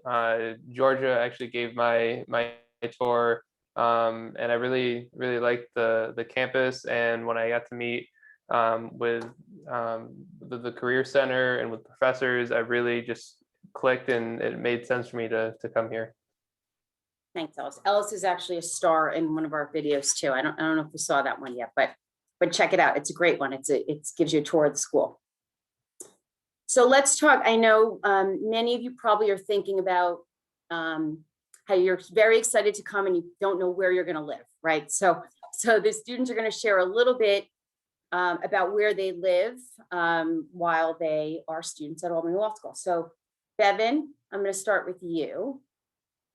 Hi guys, congratulations again on getting accepted. I live at the UH College Suites. So for those of you not familiar, we have basically like on-campus housing. This is basically an apartment complex that only rents out to students. So it's the best part about it is it's very close to campus. You don't have to drive. They have their own parking here. So if you have a vehicle that you're bringing up, like I do, you don't have to necessarily park on parking pass. You can get a parking pass here and park here. Super convenient, very easy to pay. All utilities are included here. So it makes it, you just have one bill at the end of the month that you got to pay. You don't have to worry about, you know, keeping track of all these other different bills you got to pay. And maintenance is also really good here. Anytime, you know, you very rarely run into an issue, but like, you know, if something happens with like your hot water or something breaks, or like, you know, we have some like fixtures here that need to be changed like in a special way. You know, if something like that happens, you can put in, you know, a work report, and it's not like you're going to be chasing around your landlord. These guys, you know, I've put in work reports before, and they're coming in, knocking at my door, and within like 15 minutes. So they're very quick on that. So there's definitely the benefits to living here. So it's a very popular option with incoming 1Ls that aren't necessarily familiar with the Albany area. So yeah, it's definitely something. And Bevan, how soon before you started did you arrange for for living at UHA Suites? I think I actually found out about it at the Accepted Students Day.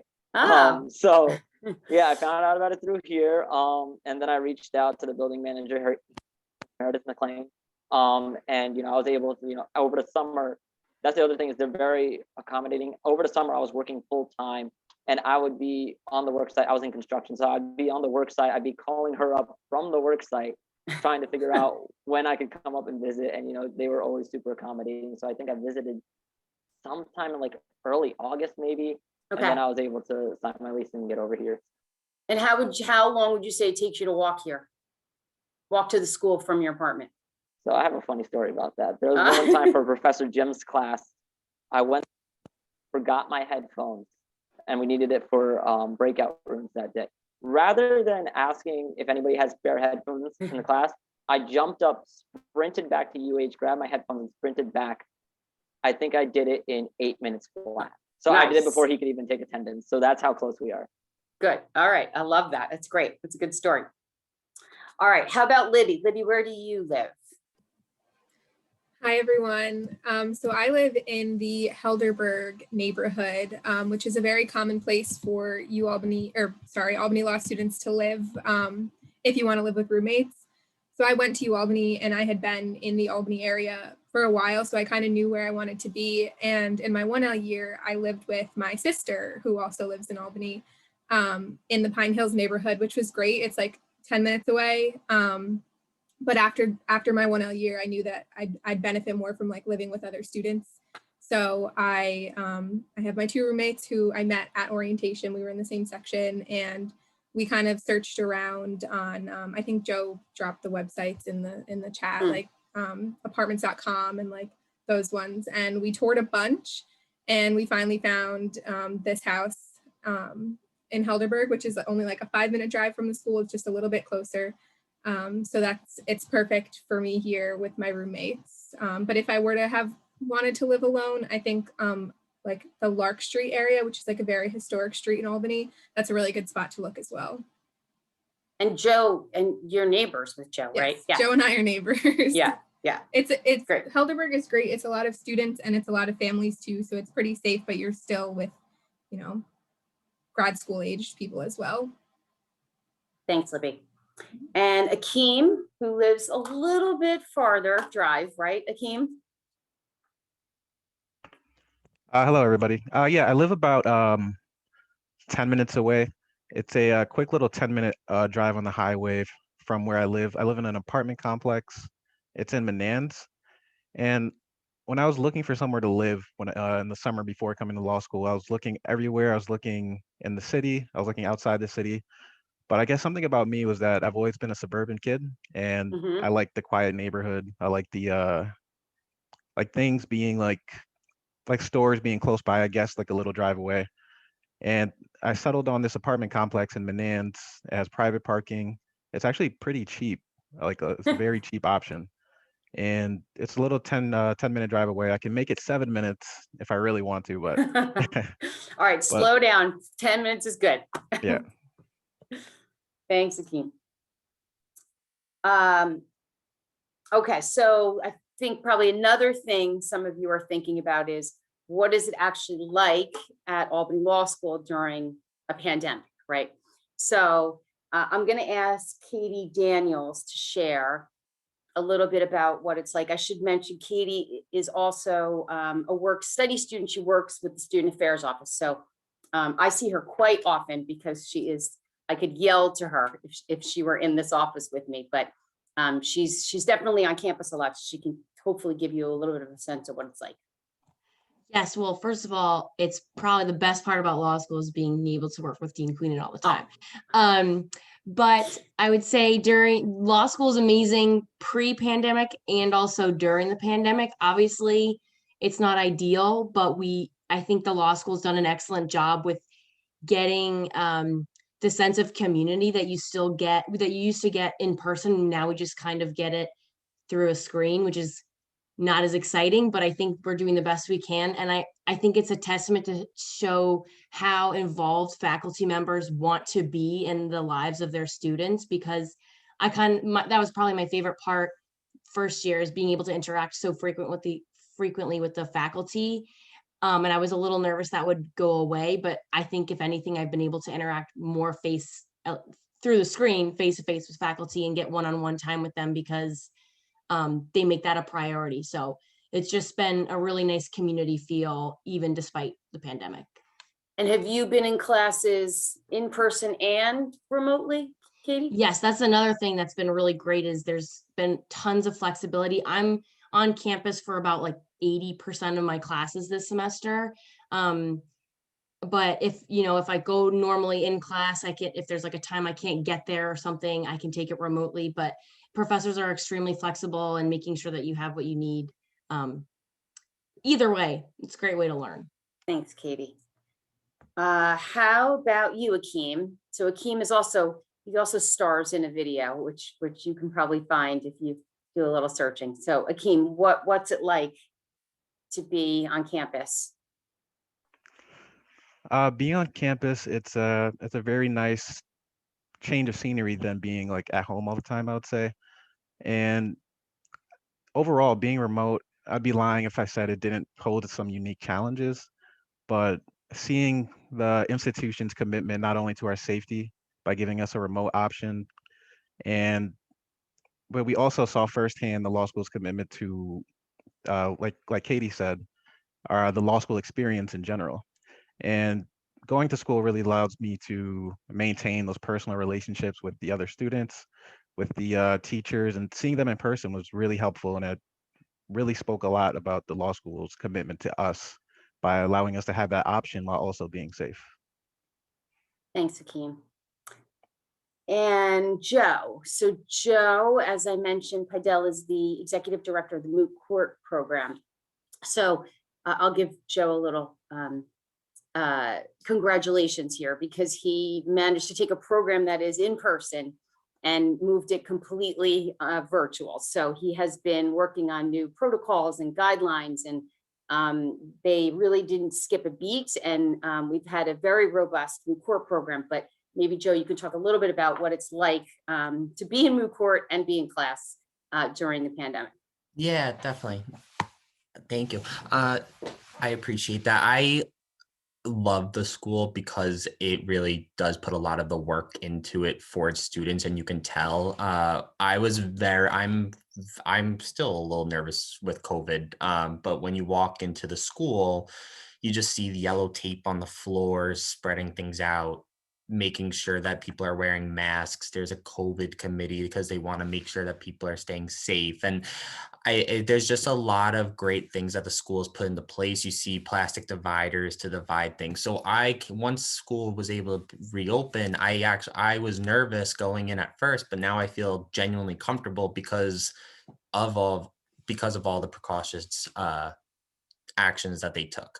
I think another really impressive thing about Albany that I don't know about other law schools doing is I do think that we all really found a way to stay thriving essentially in our student organizations. And Dean Queen mentioned already, but running Moot Court, we've never had to do this online. It's a little scary at first because how do you change a trial to be virtual? It's a big deal for law students especially. So but we managed to figure it out. And now every group has come up with procedures for a virtual format. If something were to change and all of a sudden everything's virtual again next year, the good thing is you're coming in at a time when so many procedures have already been put into place. Obviously it would be ideal for it to be all in person, but, and I think it should be there, but, yeah, it's all exciting. And the school's done a really great job of working with us to make that transition easy. Thanks, Joe.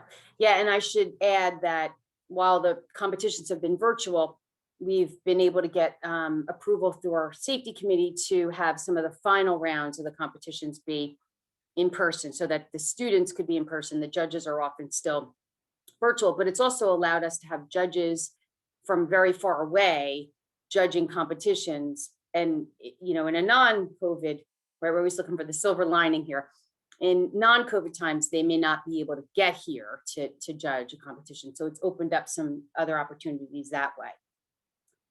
So I'm going to shift now so you can learn a little bit more about all the great things these students are doing. And I'm going to ask the 3Ls to talk about this since they have been here the longest.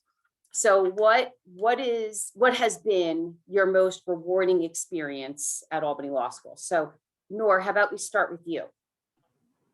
Yeah. So for me, I would say my most rewarding experience was taking Professor Brescia's semester in practice. And I went to a private law firm in Canada to do my placement. It worked out with the pandemic somehow. So I was home for the beginning of the pandemic. So that worked out well. But semester in practice, you're working full-time at a placement of your choosing. Yes, he's Professor Brescia right there, really happy.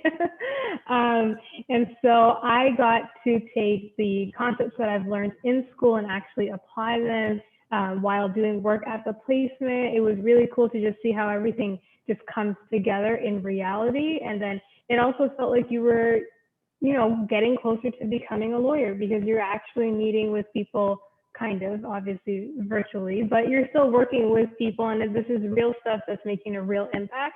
So for me, that was definitely a very rewarding experience. Great, thanks, Noor. Yeah, it really is it's a great program for those of you that want to experience being in a work setting in another location, right? So that's a great program. And if you have questions, I'm sure Professor Brescia would be happy to answer them. And I'm sure he's waving right now. So Libby, how about you?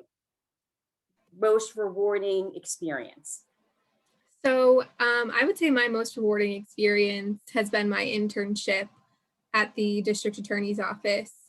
I came into law school and I didn't really know what I wanted to do. And at orientation, there was a connections luncheon, and I met an assistant district attorney there, and I ended up staying in contact with him, and I eventually got to go to the office and meet other people, and I was like, okay, this is where I want to be. So eventually I was able to apply and was offered a position. And I always tell people this, and I didn't follow this, but like, you should try a lot of things, like try everything you can while you're in law school. But if you know what you want to do, it's okay to stick with it. So I have stuck with it since. I haven't looked back, and I'm so grateful for that opportunity. We get to do actual work, anything that an ADA is doing, I get to do as well. I get to speak on record. I'm writing motions. I've done my own suppression hearing for a DWI. So it's so crazy, and it's great to be able to kind of do this while I'm under supervision. So if I'm making mistakes, they can be corrected as I go along. And that kind of coincides. I took a lot of criminal law classes at the same time and was competing in moot court trial competitions, and they all kind of go together really nicely. And it's definitely helped me really feel prepared for the future. Yeah, Libby just finished a national trial competition, right? So great, congratulations. Thank you. Thanks, Libby. Ellis, how about you? So for me, it was definitely participating in the Gabrielli moot court competition. So that's a competition that all of the 2Ls at the class, every year the 2L class can compete. I think our year, about close to half of our class competed in it. And the reason why it was definitely the most rewarding was because when we started and we did our very first round of appellate advocacy, we went in thinking that we were going to do great, and we were absolutely terrible. I forgot what I was going to say. I forgot the names of all the cases. I could have fumbling around with my notes, and it was definitely a really humbling experience to be able to make those mistakes in a moot court competition. Luckily, our brief was good enough to really get us past the first round, and we figured out what all of our mistakes were. We learned from everything. We really just absorbed the information that the judges were telling us, because we knew the cases, we knew what to talk about, but we just froze up when we first got there. And my partner and I ended up making it to the finals, where we got to argue in front of federal district court judges, Court of Appeals and New York State judges, and in front of an entire audience of people. And that was a really, really cool experience that everyone has the opportunity to do. And having observed that final round, Ellis, I find it hard to believe that you were, as you described in the preliminary round, particularly since Ellis was very brave. He put himself in a position of having to get out of a hypothetical question, which is quite challenging to do. So congratulations for that. So do we have time? Oh, Joe, you're 3L. You forgot Most about me. rewarding experience. Sorry. It's okay. I'll forgive you. I'm trying to get off the theme, but I do think that my most rewarding experience, I'll skip moot court for now. I'll just focus more on internships.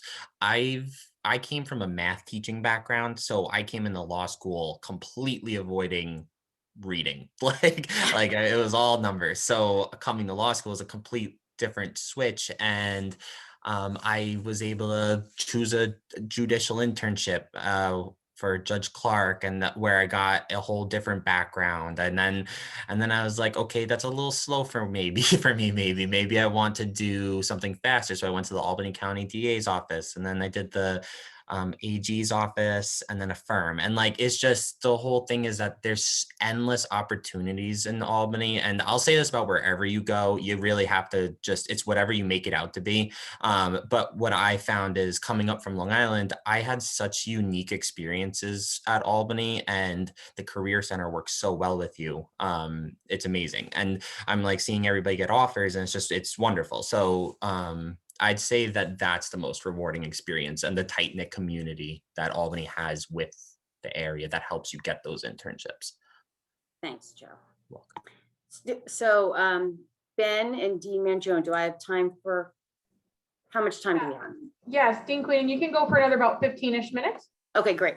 So I'm going to ask one more question, then we're going to do a little quick lightning round, and then I'm going to leave some time for you all to ask questions of these students. So do you have a favorite place to eat near campus? And I'm going to start with Katie. Because I have favorite places to eat. I think there are a lot of good ones. So the school is right on New Scotland Avenue, and there are a few really good places. If you really like good pizza, I suggest the Fountain. But there's also right down, like, I walk all the time for lunch. There's a Panera, there's a Chipotle, there's a little, like, I want to describe it as an Italian Chipotle that's local to the area called Bellini's Counter. I love which is that really you call yummy. it an Italian Chipotle. I mean, call it as I see it. But and there's some really good local spots right in the area that you could walk to. There's a really cool like protein smoothie place, shake down the road. So I have a lot. So feel free to message me. And I think that the Italian Chipotle is because they do it in bowls, right? Yeah, which is great. Yes, I've not never because heard it it's described that way. they're not merging. It's the style of the Yeah. I love that. Allison, how about you? I live right by the Chipotle, so I won't lie and say that I don't go there ever, because I do go there quite often. But there is a place called Raw Sushi Bar on Madison, which is close to the school, and then it intersects with Lark, and there's a lot of good food places there. I'm very excited for the weather to be nicer outside, because there's so many cafes where you can sit outside and do some work. But I think Raw Sushi Bar is pretty good, and you could definitely walk to it from the school. All right, thanks. And Bev, how about you? So me and my roommates, we really like steak for some reason. So we'll be going to like, yeah, we don't go out that often, but if we're going out, we probably go, there's a Longhorn, there's an Outback, there's Texas Roadhouse over here. We've been to Toro a couple times, more of like a Mexican like barbecue kind of place. So that's, if you want barbecue, let me know. All right, good to know. Thank you. All right, so so those of you, some of you may have listened to some of Ben Meyer's podcasts. If not, maybe Ben will share one in the chat, but he's known for ending with the lightning round, which I've now copied. And so we're gonna do a little lightning round, but we're just gonna have one question. So I'm gonna ask each student to give one piece of advice they would give to you, right? Something they wish they had known when they started, whatever number of years ago they started. All right, so I'm gonna start with Ellis. I'm gonna say treat it like a job. Come in and just expect to be working just like you would as a job, like 40 hours a week coming in. Come in prepared, ready to go every single day. Great. Allison.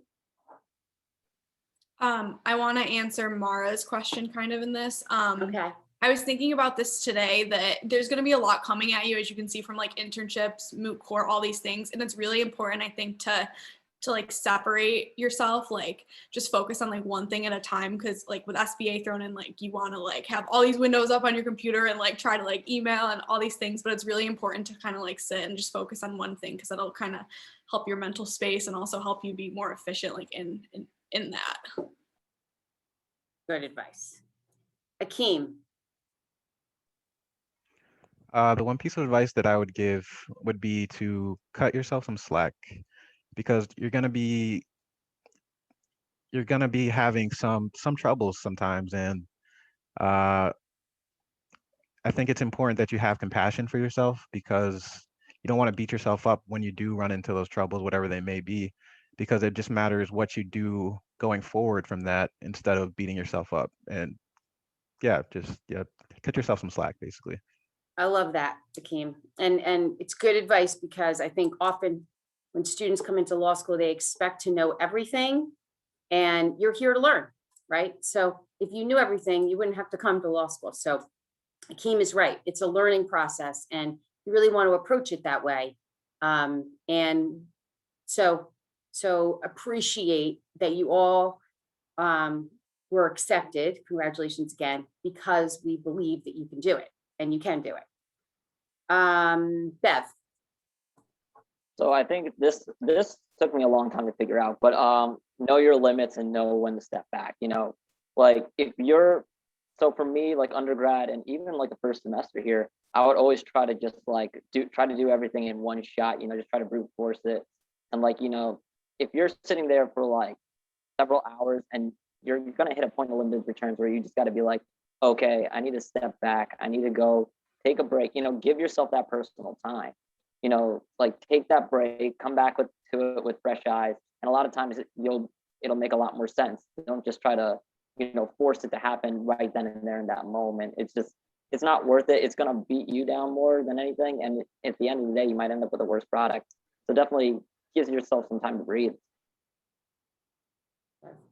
Good advice. Noor. I would say just be true to yourself. Like, you know yourself, you know your study habits, you know your living arrangement and whatever and stuff. So just be true to yourself. Don't lose who you are in this process. Try to always still speak with the people that help keep you grounded. For me, it's talking to my family. So I make sure to talk to them every night, and that helps me de-stress from school. So whatever that is for you, just make sure to continue that. It's nice. And it's good to talk to your family. Joe.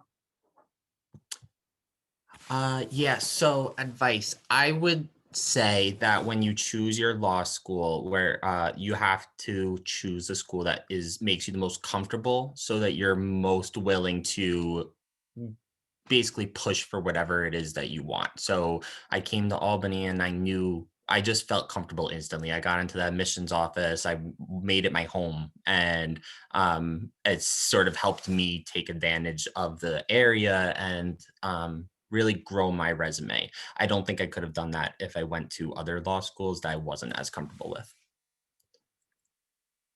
Nice. Yeah. I mean, definitely recognize the resources and opportunities and take advantage of them. Katie. So my advice is the opposite of the advice I got when I started law school, which was, so my advice is find your tribe. I think probably I have a lot of favorite things about law school, but ultimately my favorite thing have been the people I've been able to connect with. So my friends and my peers, as well as the faculty on campus. There's just a really nice thing about having support from people within the community that you're spending so much time with. So I would say, please come to Albany Law School and find your tribe when you get there. Great. All right. And Libby, rounding us up with the advice. All right. So I guess I'll say, first, I really, really, really struggled in my first year. I did not do well, and I wanted to quit, but I didn't. So Good for you. Thank you. I constantly found myself comparing myself to other students. Like, oh, I only read for today's reading, but my classmates are 4 readings ahead. So it's important just to remember, don't compare yourself to others. Everyone works at different paces, and that is completely fine and completely okay. You don't need to be ahead. You can be, right on schedule. You were picked among like a huge pool of applicants, so you're here for a reason, and just remember you're good enough to do this. But if you do feel like you're falling behind, don't be afraid to get help. Excellent advice from all of you. Thank you all. And so do we have any questions for this group of amazing students? I think there's one that's been some consistent, to concentrate or not to concentrate. Popping up. Anyone want to take that one? I can say one thing on it. Sure. I personally did not intentionally concentrate. What happened to me was that I just happened to keep choosing classes that I really loved, and I just fell into a criminal law concentration, in all honesty. I do know that some people definitely do work for specific concentrations, but that's also because they know that they want to do that. I came in and I did not know which area of law I wanted to do. So I think like just pay attention to how passionate you are about something. Yeah, and agree with Joe. And there really is a mix. Some people who come in intending, and then some students realize, oh, I must really like this area of law, and it tends to align with the concentration requirements. You will all get a faculty advisor when you start at Albany Law School, and that's definitely something you'd want. It's a good thing to explore with your faculty advisor, and they can walk you through it and tell you about the requirements and answer questions you have and give you advice on that. Other questions? Is there anybody that has done any of the part-time work or knows students that can speak to the part-time experience? I just responded.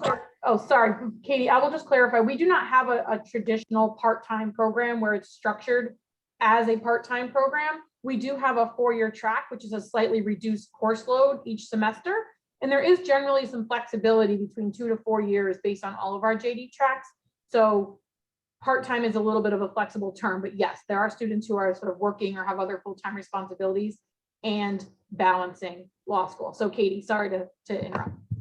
No, I just was going to say I'm friends with several people who are doing the 4-year program.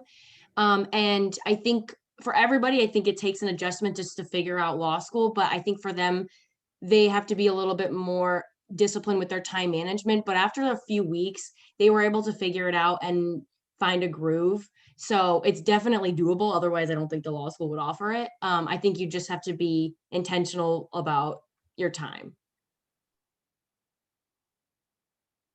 Thanks, Katie.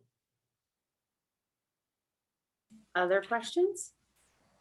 I am looking at the chat. It looks like most. I actually I got one here that might have gotten passed by. What's a week like in the life of a law school student? Like, how many days are you in class? How long are you in class? When do you eat? When do you sleep? When do you go to the library? When do you go to the communications department and tell them how amazing they are? Like, how do you guys balance all these things? All right, who wants to go first? We should probably have maybe someone from a couple of classes. Anybody want to volunteer? I can go. Or Joe raised his Allison. hand. Yeah, sure, go ahead. So for 1L first semester, you basically just do class and read and eat and sleep. If you want to work, I don't think I'm supposed to endorse working. I am working. I am working in the spring semester, and I will say it is difficult. But you have to plan it out. There are microwaves on campus, and I think the cafeteria will be open next year. I don't know the answer, but you have to factor in when you're going to eat. That is a thing that you might not have ever had to do before. But time management is important. You'll have one class once a week, and then 4 classes will be 2 days a week. And so you're going to go to class, you're going to have class every day. And then your classes on Friday should end before noon. And that noon block every single day is free, because there's a lot of school programs that are held at noon, especially for 1Ls. So they allow you to attend that during that time. Yeah, and thanks, Allison. I'll just add, as a first year, your schedule is given to you. You're given a schedule and your classes are mapped out. And but you should certainly factor in all the other things that you do in life, including sleep and eat, and maybe some exercise would be good too. And, your second and third year, you start to create your own schedule, right? So, and students start to work a little bit more often. So Akeem or Katie, either of you want to share a little bit about your schedule this year? Yeah, unless Akeem, you really want to talk about your schedule. But you get to, like Dean Queenan said, you get to plan your schedule yourself. So you can choose what classes you're taking, and then and some of that can depend on when they are. So, I have 2 night classes this semester, which actually frees up a bunch of my day, which I'm really enjoying. But I would say I personally try to keep my schedule like a day job sort of a schedule, so I can try to get all my work done during the week and then maybe do a little bit of work on the weekends. But from day to day, you're kind of working like you're working a job, except for instead of working, you're learning a lot. Thanks. And so I'm going to go to Ellis for the schedule of a 3L. And Ellis, if you wouldn't mind, also just share a little bit about, if we have time for this, the journals, because I know we talked about that you are editor-in-chief, but many people may not know what that means or what these journals are. So if you could share a little bit of that, that'd be great. Yeah. I think schedules change year to year, but for me, 3L, because I was always at like 16 credits every semester, and I did 17 last semester. So I didn't need that many credits this semester. So I am only taking 7 credits this semester. And we got a puppy, so I'm really glad I did that, because I would not be able to do law school full time, 15, 16 credits in that. And I treat everything, like I said before, like a job. I like to start at 8 or 9 o'clock, and I will start my day at 7 o'clock. I actually take Basil to the law school. We do training sessions before I go home, and then I'll go back in to do readings and stuff like that. But I would say just treat it like that. And I always take breaks on the weekends. I'm just that kind of person. I need my days off, and they need to be completely off. And so I would highly recommend doing that. As far as journals, so journals are something that you can participate in your 2L and 3L year. So there's 3 different journals. It's the Albany Law Review, the Journal of Science and Technology, and then the Government Law Review. So you can either grade on or you can write on. There's a competition that everyone can participate in as long as you had a 2.5 GPA during your first year and you successfully completed all of your first year classes. You either based on your class rank, you can automatically be invited onto a journal and do it, or you can write on in order to get on one. What does a journal do? So we publish legal scholarship. So just like a science journal would do, they're publishing science scholarship. This is scholarship that's written by lawyers, by practitioners, by academics, different people that want to write about novel issues in the law.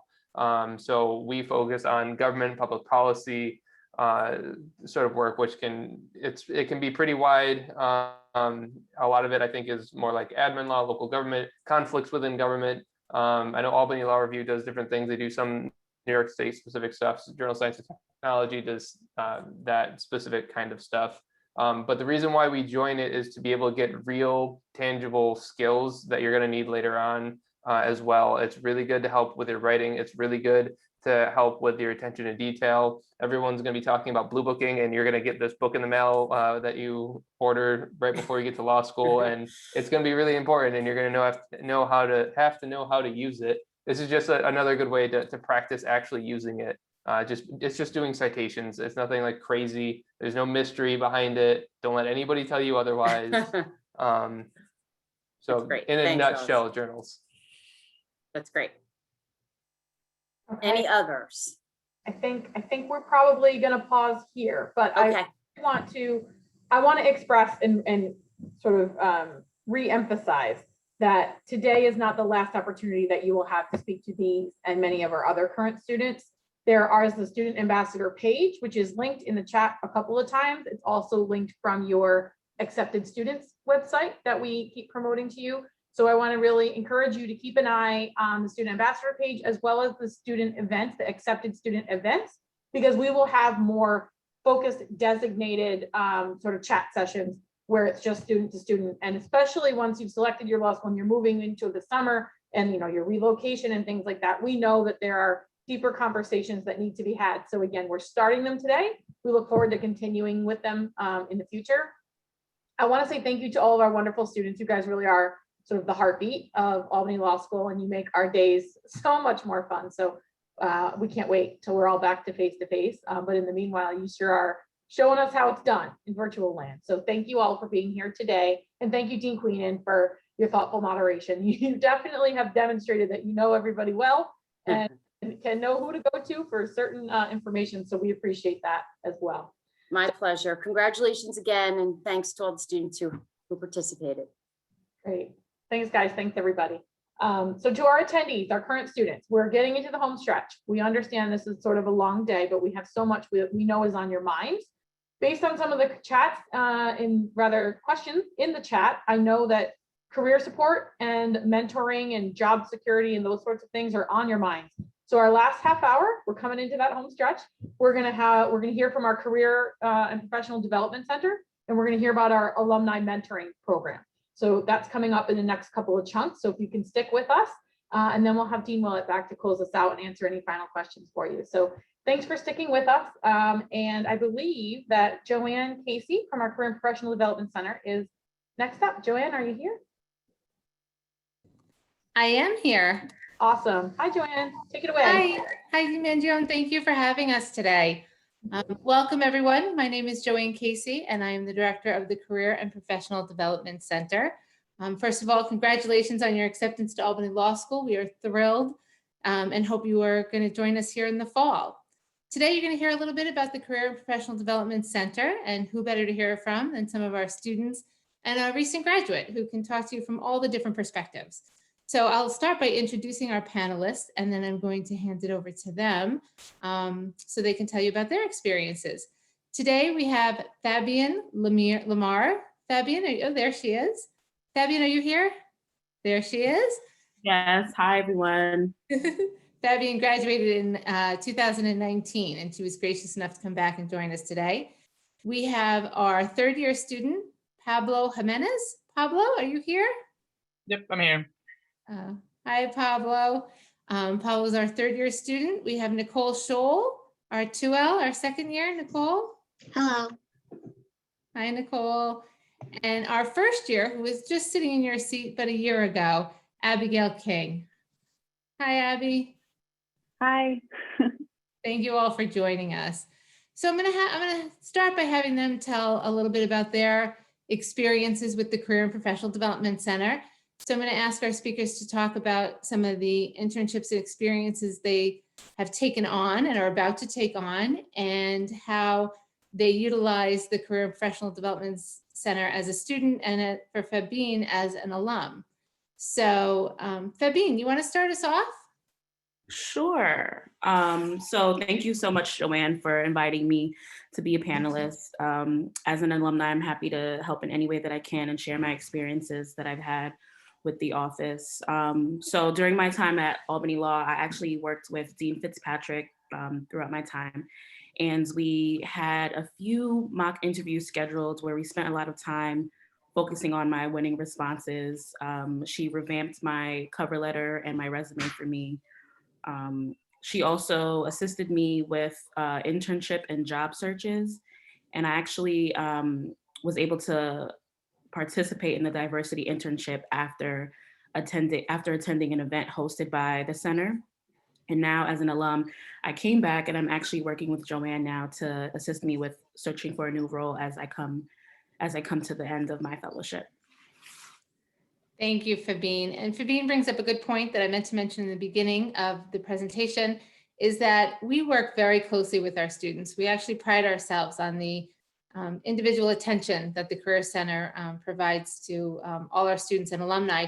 And each of you will be assigned your own career counselor as you go through law school. So thank you for being. Pablo, would you like to take us from here? Sure. So hi everyone, my name is Pablo. I'm a 3L student. So my experience with the Career Center overall has been very positive. So like Fabian, my counselor was Dean Fitzpatrick as well. And so the first time I met with her, we met to go over my resume. And then after that, every other meeting that I had with her was, as soon as I found out I had an interview, I would send her an email and we would schedule a mock interview. And she's very responsive, very helpful. And like Fabian said, based on my interests and what I was interviewing for, Dean Fitzpatrick was always able to recommend any other internships that I can possibly apply for. So the first summer of my 1L year, I interned for the Legal Aid Society here in Albany, New York. And the following summer, I was asked to return to Legal Aid, but in a different capacity. I was asked to return as a rural summer legal corps. And again, this semester I am back at Legal Aid. So I've pretty much been at Legal Aid this whole time. But this time I am back as a COVID response team member. So just doing research for the attorneys and assisting them in any way that I can. And starting this September, I'll be beginning a 2-year fellowship with the Immigrant Justice Corps.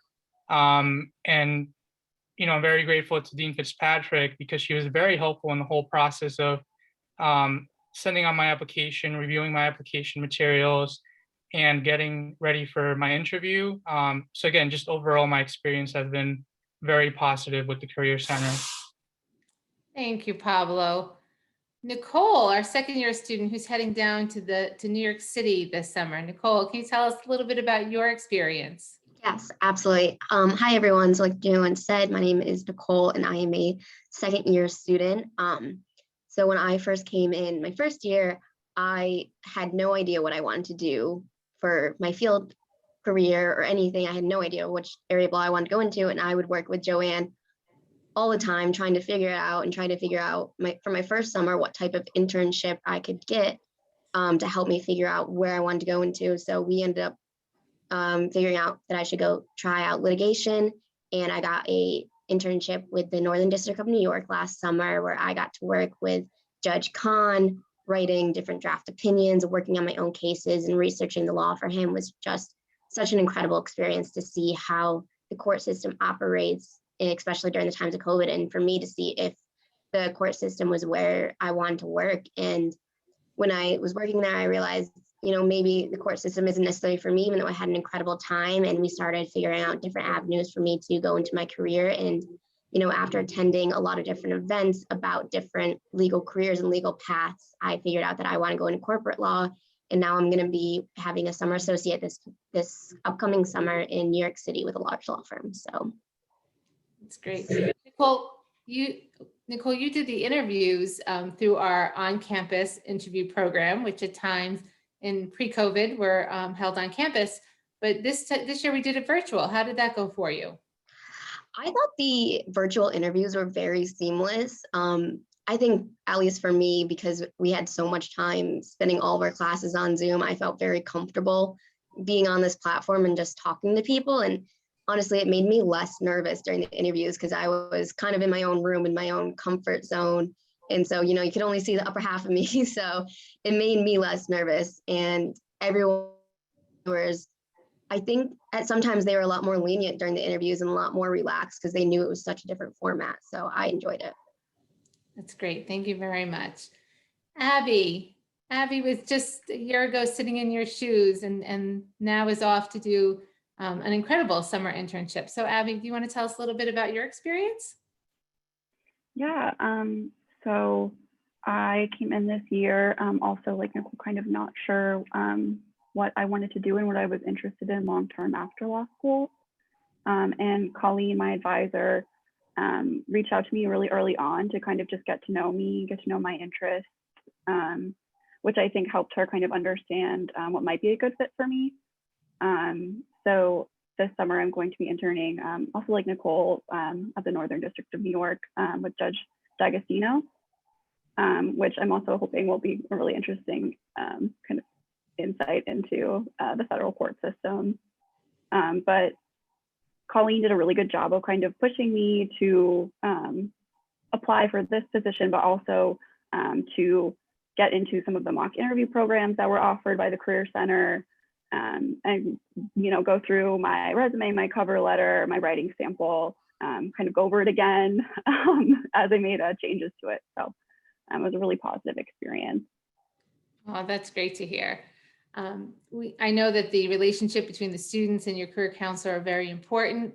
And I know that many of you, except for Abby, we were in person and then we made the transfer to remote.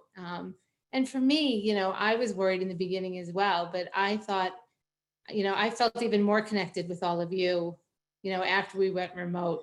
So I'd like to hear a little bit about your transition when we went from in-person to remote. And then from Abby, why don't you start us off, because you came in wondering, we were doing a hybrid, what was your anticipation, your anxiety, or how did it all pan out for you?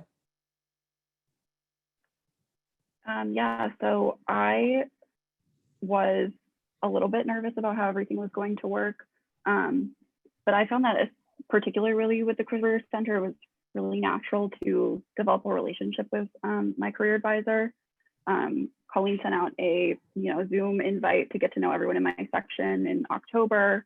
I met with her during that time, and then I kind of met with her like 3 or 4 more times over Zoom during that semester. With classes, I think it was more of an adjustment to be on Zoom versus a career center where you're just chatting with your advisor and getting to know each other. So that felt pretty natural and organic. That's great. Thank you. Sabine, how about from you? You actually had to work remotely, correct? Yes, I've been working remotely this entire time from COVID. But now I have a hybrid schedule where 1 week is remote and the other week is virtual. That's great. That's great. Nicole? So for me, I thought the transition to working with the Career Center virtually was one of the most seamless Zoom transitions that we had to go through last year. Joanne was my counselor, and she was always available for me to just shoot her an email at any time of the day whenever I was concerned about anything, or if I had an interview coming up. I knew I could always just pick up my phone and call her to just calm down my nerves right before or the day before, and to go over my talking points and what I was planning on doing, or just like practice answering questions right with her. And she was always available no matter what. So it was great. Thank you. Pablo, would you like to add a few things? Yeah, so just the first 2.5 years of my law school career were in person, and after that, since COVID hit, it's been virtual. So it really didn't change things as far as being in contact with Dean Fitzpatrick. It was super easy to schedule an appointment with her. Again, she was really responsive to my emails, and she was always willing to help me out. So other than the fact that we're not meeting in person, it was through Zoom. That was really the only change that this whole pandemic had as far as communication with the careers department. Oh, that is so great to hear, because it was a transition, but I think that the school handled it very well and very easily to move to this online format, with the hope that we are all in person again soon. That's the goal. So the Career and Professional Development Center, we host several events throughout the semester. And I'd like to ask each of our panelists about some of the events that they may have attended that they may want to highlight, because we do keep you busy with quite a few invitations to join us and to work with alumni. The alumni have been so impactful to our students and speaking to them and guiding them as well. So Pablo, would you like to start us off this time? Sure. So the very first event I attended was actually an event that was set up between the Career Center and Legal Aid. So that's pretty much what set things in motion, because that's where I met the legal aid managing attorney. And, from then on, we had a great relationship, which is the reason why, summer after summer, semester after semester, they've asked me to go back. But I also attended a few other events that were not related to public interest, which were great because, I've always been interested in public interest, but I also was interested in exploring different areas of the law. And so it was great that I exposed myself to these other attorneys that practice different areas because, maybe 5 years down the road, I want to have switch courses and try something new. And it's very helpful that I have their business card in my wallet or their email address, and I could just always reach out to them. And aside from that, there's also a few other events that some of the clubs at school hold. So for example, I'm the vice president of LASA, and every year we hold a networking event where we invite attorneys from the capital region to come and speak to students. So you'll definitely have a lot of different opportunities to, network and just get your resume out there. Pablo, it's not going to be long before we're inviting you back as an alum to speak on a panel. Just take it from Fabian, who we've had her on a couple of panels since you graduated, haven't we? Yeah, I have been welcomed back a few times to speak on panels, including today. So I'm thankful that I've been able to maintain a working relationship with you and the Career Center. Were there any events while you were in, I know you talked about the diversity internship event that you went to. Were there some other ones that stood out?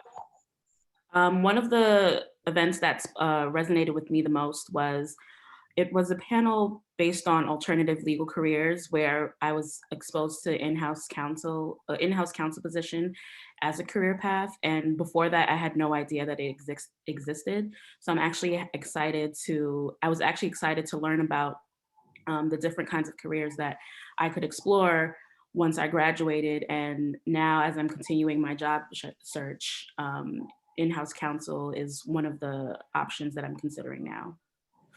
That's great. We're going to get you there. Nicole, you utilized alumni as you conducted your job search and attended some events. Can you talk a little bit about that?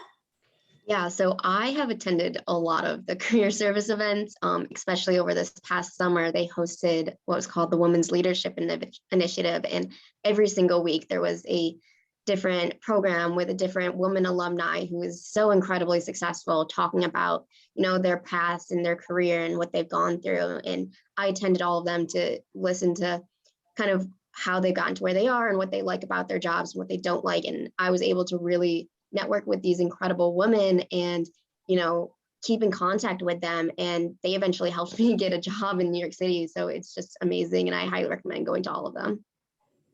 That's great. Thank you. Abby, so with a semester and a half under your belt, I know you participated in the mock interview program. Do you tell a little bit about how that worked virtually and then any other events that you might have attended?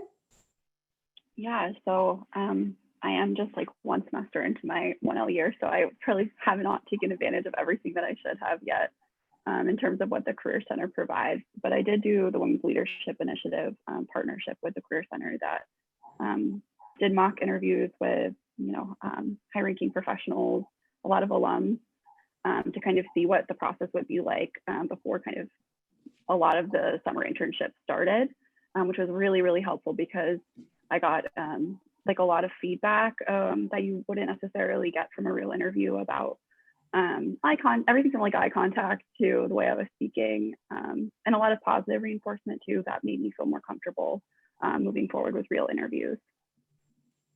That's great.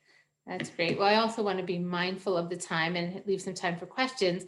So to take a page out of Dean Queenan, who just did the, her lightning round, I think we were kind of preparing the same thing here for our program. So on a final note, before we open up to questions, what advice would you have for students as they start to, as they enter into Albany Law School and working with the Career and Professional Development Center? I'm going to start with you this time, Abby. Yeah, so I've been thinking about this. I think that you should try to balance both challenging yourself, but also taking care of yourself. So definitely apply to things, especially like when thinking about internships, apply to things that you maybe think would be hard to get or would be like a challenge to yourself through the interview process. But also like be kind to yourself in class, and when you're applying to things, it's okay if you don't get something or if you don't hear back from someone. That's not like, it's not a reflection on you and who you are as a potential professional. It's just like a learning experience. So before I go over to Nicole, I will ask you next. We have a question about out-of-state opportunities. And the answer to that question is yes, that we have students go all over. I have a student heading to California this summer. We have students who go to DC, Florida. We really do utilize the alumni. And when you're working with your career counselor, I think that the students who are most successful and students, and Fabienne, please, chime in here, are those that keep their career counselor, in the loop and meet with them. So what we start off with is writing to alumni and having them speak to you. And the alumni are always just a phone call, Zoom call, email away. There's not ever an alum I can reach out to, even if I don't know them, introduce myself and ask them if they'll speak to a student, and I get an answer back immediately. Oh, and yes, Persia, thank you. Liz is heading to Colorado this summer. That's right. I forgot about Liz. Students is heading back to Colorado. Yeah, so Joanne, I think if you had your if there was someone that didn't get a chance to respond to the lightning round, I think we could go that next. And then if there are additional questions in the chat, if any of the panelists are available to kind of hang out for a few more minutes and respond to them in the chat, I do want to move on to this great segue, which would be the alumni and mentoring panel. So if there was a lightning round, I'm all for it. So if anybody. Okay, well, I will finish up just to give them one piece of advice. Nicole? Network. Don't be afraid to network and just reach out to any alumni. I did a lot of just cold emailing alumni being like, hey, I'm interested in working in New York City. I see that you're a partner in this law firm down there. And they're always so nice. They reach back out to me and they're like, do you want to have a phone call? I can talk to you about what it's going to take to getting down to New York City, what you have to do, what you should put in your resume, what you should put in your cover letters. And these conversations that I had with them were so helpful, and they helped prepare me for my interviews too. And just networking is the best thing that you could possibly do. Thank you. Pablo? Yeah, my biggest advice would be apply to anything and everything that interests you, even if you don't think that you might get it. Just because you never know, you might just end up landing the job of your dreams that you wouldn't have landed otherwise if you didn't apply. Great. And then we will finish with Fabienne. So my biggest takeaway that I would, biggest piece of advice that I would give would be, as students preparing to become attorneys, I would say practice being your biggest self-advocate. Take advantage of all the resources that Albany Law has to offer, whether it's from office hours with your professors, NTAs, attending events that Albany Law has hosted, or even events that are hosted by the center. Don't be afraid to ask for help. And if there's any material that you're struggling with, reach out to your professors and NTAs and seek the help that you need. Thank you. Well, thank you to all our panelists today. And I will turn this back over to Dean Manjum. Yes, well, thank you. Thank you, Joanne, and all of the panelists.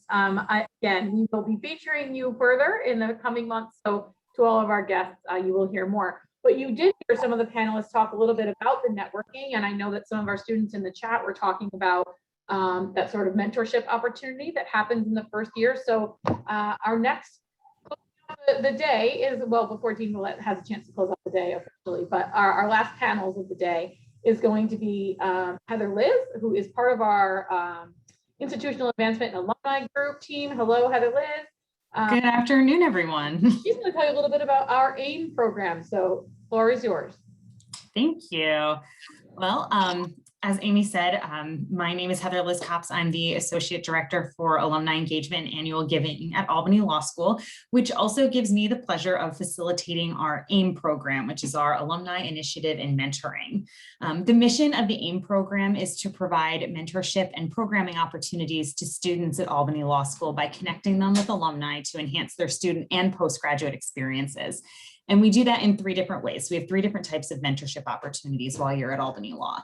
The first is small group mentoring, which as a mentor mentee, this section of the program kind of offers opportunities to interact in small groups and in informal settings, kind of like dinner or coffee with a friend plus the mentor. And then we have mentorship speakers occasionally, which are usually alumni that'll come to campus to address our students on a variety of topics and answer any of your questions about their law school experience and their careers. And our the kind of cornerstone program for our AIM is the one-on-one mentorship program. And this program will match 1L students with an alum during the 2nd semester of their 1L year. And while some of our mentees do actually land jobs and internships through this connection, that's not actually the point of the program. The purpose of the program is really to help guide students through their legal education and postgraduate experience. And many of our mentorship pairs, even though the formal program is only that spring semester, keep that relationship going through law school and beyond, which is absolutely wonderful. And today we are joined by 3 of our participants this year. First is Matthew Side, class of 1999, who is a law clerk for the New York State Supreme Court Appellate Division, 3rd Department. Alita Gaida, class of 2006, who is a partner at Couchwhite LLP, and Allison Magnarelli, who is a JD candidate, class of 2023. And like I said, all of our participants are currently in the AIM program. So I'm going to kick it off and start with our 2 alumni who are participating today and ask them why they chose to volunteer as an AIM mentor. And I'm going to start with Matthew. Hi, thanks for having me today. And first of all, because I had a great experience at Albany Law School, I wanted to have an opportunity to come back and give in some way. We didn't have this one-on-one mentorship when I was there, but there were a lot of programs, I mean, some of which you just mentioned, or the last panel of alumni coming back and talking in panels about other things. So I thought this was a good way to volunteer. Also, I'm the first in my family to go to law school. So when I went to law school, I didn't have a lot of friends or people I knew or family members that were lawyers. So it's an opportunity, especially when you're first year, it may be hard to introduce yourself to upperclassmen or to go up and ask a professor a question. You don't want to look stupid or something. Here is a person who is, you know, just there for you one-on-one to answer questions, to talk about things, who's been in the same place you have. So, you know, that's why I think it's a good opportunity, and that's why I joined. Thanks. And Alita, how about you? So I benefited from and continue to benefit from a very strong mentoring relationship with one of my colleagues in my professional life, and realizing how nice it is to have someone that you can turn to for, hey, I don't know how this works, or, you know, what would you recommend if I take this step? I thought it would be a great way to help students, especially that first year of law school is so challenging and it changes your life in so many ways. And I also think it is a great way to stay in touch with the law school and be involved, to, you know, meet new students every year and to come back to the school and, you know, do programs. Thank you. And I will say our alumni are incredibly involved in the law school. We are really, really blessed that way. So Allison, I want to ask you, why did you as a current student sign up for the program? Well, hi everyone again. So to me, there was really no question about whether I was going to join the program or not because of how important networking is. I was a paralegal for a few years before I came to Albany, and in the city I was in, all of the people in the office worked at the university or graduated from the law school in that city, but there were 2 from Albany, and I won't say they were my favorite, but they were my favorite. And that was really part of the reason why I chose here. And I believe that it was a testament to the school, and it was a testament to the alumni. And being a paralegal, you see kind of how attorneys rely on their classmates, how they rely on other alumni from the school, and how they network in the area, and how important that is in practice. So you really have to create the stems when you're in law school. And I was really excited to kind of have like one point person as an alum throughout my 1L experience. Great, thank you. So next I want to know, from your perspectives, what makes the AIM program unique or different from other mentorship programs or experiences that you've participated in or had? And I'm going to start with Alita this time. Okay, so for me, I've done programs that are related to young professionals or to, I think that's probably the only other one that I've done, but with the law school, we've actually gone through the law school experience, and we can, hopefully answer questions about what it's like as a 1L and in later on in the law school process and for job searches. As you mentioned, Heather, I've definitely stayed in touch with folks that I'm mentoring through their law school career and afterwards. So being able to say, yes, I've gone through this and here's my advice, or talk about issues they're facing and knowing the answers because we've gone through it. That's the big difference. Fantastic. And Matthew, what about you? One of the things that they do through this program is they try to fit something aside from just being a law school student that would connect you, whether it be going to the same undergrad, being the first in your family to go to law school, the first in your family to go to college. So they do try to pick something that you have in common with that other person. And another thing with this program is what they've started doing, I think in the past few years, more recent, is sending out a monthly email to all the mentors and mentees with a monthly topic. So for example, we just got one a few days ago that said it's coming up on time to start picking your classes for your second year. So maybe you could discuss that. Sometimes you either don't want to talk about that topic, or maybe you've already had that discussion with your mentor, but it at least is a reminder that if it has been a while, like, oh yeah, we haven't talked in a couple of weeks, maybe we should get in touch, because some, mentor or mentees are in touch every couple of days, but some people, it's just whenever something happens to cross their mind, and maybe you have a couple of questions in 1 week and then you don't have any questions or anything to talk about for a couple of weeks. So it's a good reminder of just a way to keep in touch. Great. And Allison, what are your thoughts on this? So there definitely are other channels where you can get a mentor at Albany Law School, but the AIM program is especially great because it's a continued relationship throughout. And there are the talking points that are emailed out, but really it's supposed to be like whenever you have a question, you reach out, they reach out. And my match specifically, it's really such a perfect match. We have so much to talk about every time we meet. I actually met him in kind of like a general info session months before the matches occurred, and he reached out and asked if it was okay that we be matched. So it was kind of like we set it up before, and that made it even better. I was in a really sticky situation this semester, choosing between an internship with a great opportunity with the Northern District of New York and my dream firm, and I did not know what to do. And I emailed him, and he connected me with someone within 20 minutes of someone he graduated with who actually worked in both of those places. And that person called me that morning to talk, and it was so helpful. And if I didn't have him to answer, be so responsive, and have that relationship built up prior to know me so well, to match me with someone, I probably would have made a wrong decision in what I chose this summer. But it's a great program. Great, thank you. So since you've all experienced this program, whether as a participant, as a student, or as a participant as a mentor, why is it important for our students to sign up for this program as 1Ls and truly take advantage of it? Allison, I'm going to start with you. So not only do you have your match with a mentor, but there's other programs throughout. So there's like the information session kind of over winter break, like the orientation program. And I have gotten something out of every one of those, because if I am talking to someone, an alum, or if we're in a breakout room and there's something similar, I always send them a message after. And that kind of stems to further relationships. You always want to take advantage of every single opportunity there is to interact with alums. And it is such a small community, the legal community in the sense, and the Albany community, but everyone knows each other. So if you talk to one alum and you establish that you also talk to another alum that they know, they kind of like, your credibility is kind of like established, like the further your name is out there and in the professional community. So it's like I kept a spreadsheet of all of the alums that I've met and what we talked about. So I know like if I follow up later, like what to mention.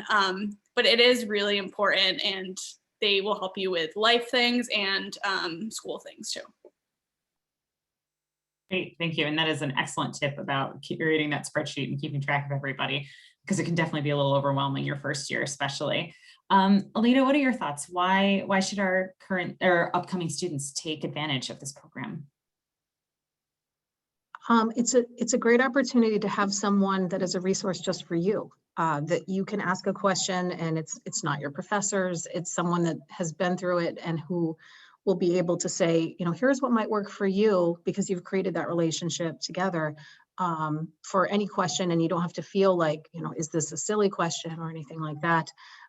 You just have a resource plus the, you know, larger community connection as well. They can provide ideas about next steps for whether it's courses or jobs or, you know, whatever you want to do in your future. And Matthew, how about you? It gives you the perspective of an attorney. I mean, yes, your professors are attorneys, but it gives you an outside perspective and somebody who doesn't have anything, you know, tied to the school directly. So I think that it's good in that way. And especially if, you know, even if you have somebody, if your parents are lawyers, that's great, but they're coming from a different perspective. And it's good to know somebody who has a different point of view. And also, you know, the networking that was talked about.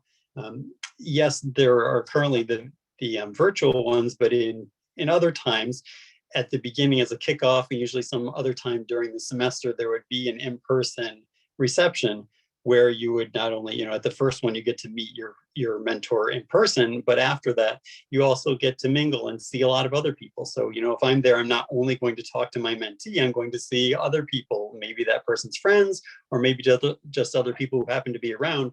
So you do get to interact with other people, and networking, you know, was mentioned even in the last section.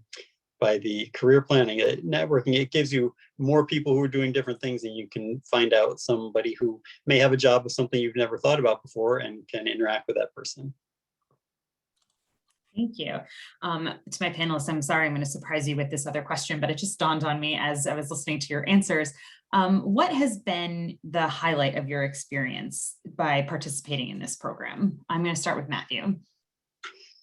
Oh, I've done it a lot. I mean, and some semesters they've had so many volunteers, they said they didn't even have a mentee for me, but just to see the students over the years, you know, somebody who at this point, you know, graduated from law school 10 years ago, who I was a mentor for, it's just interesting to see the range of people that I've interacted with through the school over time, or running into them in different, you know, perspectives, you know, running into them at a bar association event, or somebody who applies to work where I work and I see them years later. So that's part of the interesting part.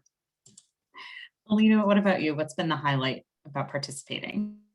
I think it's connecting with the law school. I know that we haven't done this recently, but you know, the events at the law school, coming back and meeting my mentee in person, as well as the students that are participating in the program, the networking side of it and the connections that you make. Thank you. And Allison, what about you? What's been the highlight so far? So though I am a government law center fellow, I still have no idea what I want to do. And I love hearing about the alums' paths and what they've done in law school and outside of law school. And to kind of go back to what I said earlier, like the more alums you talk to, the more you kind of connect the dots of who knows each other, who worked with each other. And that's nice to see that they did things together, that they're continuing to do things together, they continue to know each other. And I just really like to discover fields that I didn't know existed, and connect with alums that are in a field that I might not think that I want to be in now, but in 5 years from now, there'll be a point person that if I want to go back and ask them questions, I can. So it's been great. And it also it's something to look forward to, like when you're not a student anymore. Great. So just one last thing before we wrap up. Do any of you have anything you want to add to tell our students about the program? Matthew, I'll start with you. Just take advantage of every opportunity that you have at the law school. Why would you not? If you have an opportunity to work one-on-one with a lawyer who's willing to give their time to you, why not do it? It's one of those things where you can have as much or as little contact as you want. So if you just want to ask a question every once in a while and once a month, that's fine. If you want to have regular contact all the time, then that works too. So you can kind of work this to fit with what you need and want. So why not do it? Great. Alita, any thoughts? I think it's great to connect with students that you form a relationship today that will last at least a few years and perhaps beyond. Like Allison had said, it's a small community. So to see the people that you've known for a few years and help them through their journey, go out and do things and perhaps be your peer in the future. That's really great. Thanks. And Allison, anything else to add? Yeah, so if there's ever a question of if you should reach out to someone, if you should send them the email, like, hey, it was nice to see you, like on the Zoom, like definitely do it. You never know when you're going to see that person again, and you can leverage that connection that you made. That's how I got my match. I messaged him on LinkedIn after the info session for AIM, and we set up a Zoom after. In the beginning, like if you don't have a lot of networking experience, like what I told myself when I was first starting in undergrad, like just do it, just talk, it's just a conversation, and you'll get better at it as you go along. But it's what you put in is what you're going to get out, and it's so flexible. You can do as much as you want, as little as you want. It's great to put your foot in the door this way. Thank you. I know we're tight on time, but I just wanted to see if there were any questions from our participants today. I haven't seen anything in the chat, Heather Liz. Thank you. Thank you to you and the panelists. We will be following up with them, and they may be reaching out to some of you subsequently. So we're grateful for your time.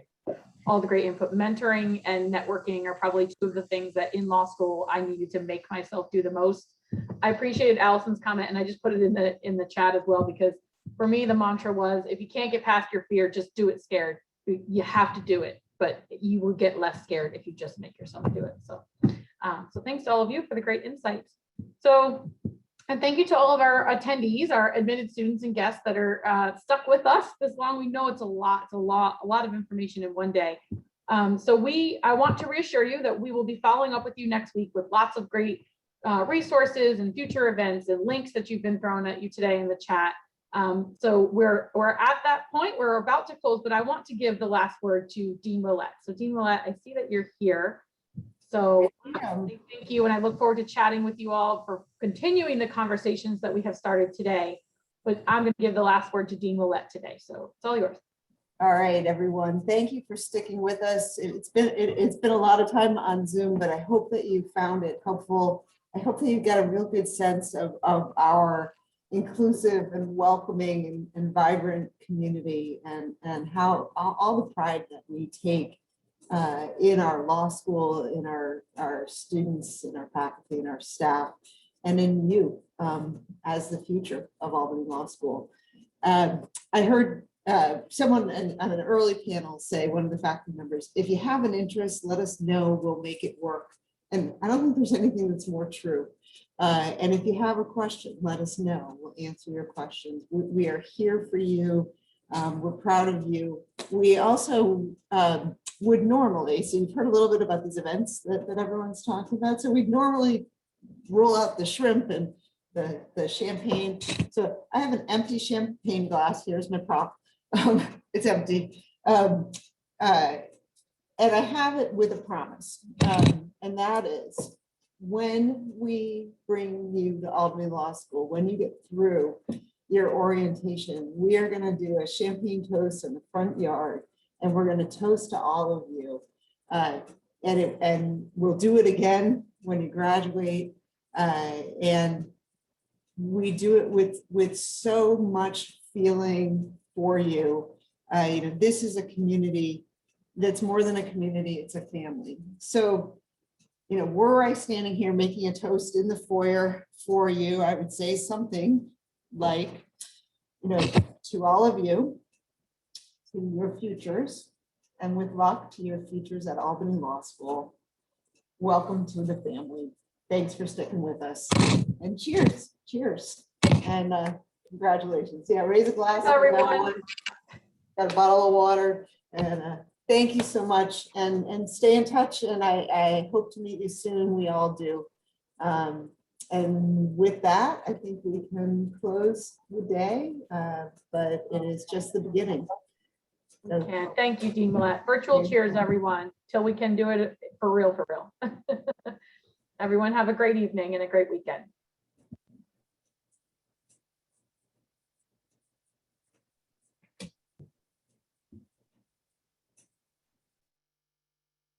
It's always fun.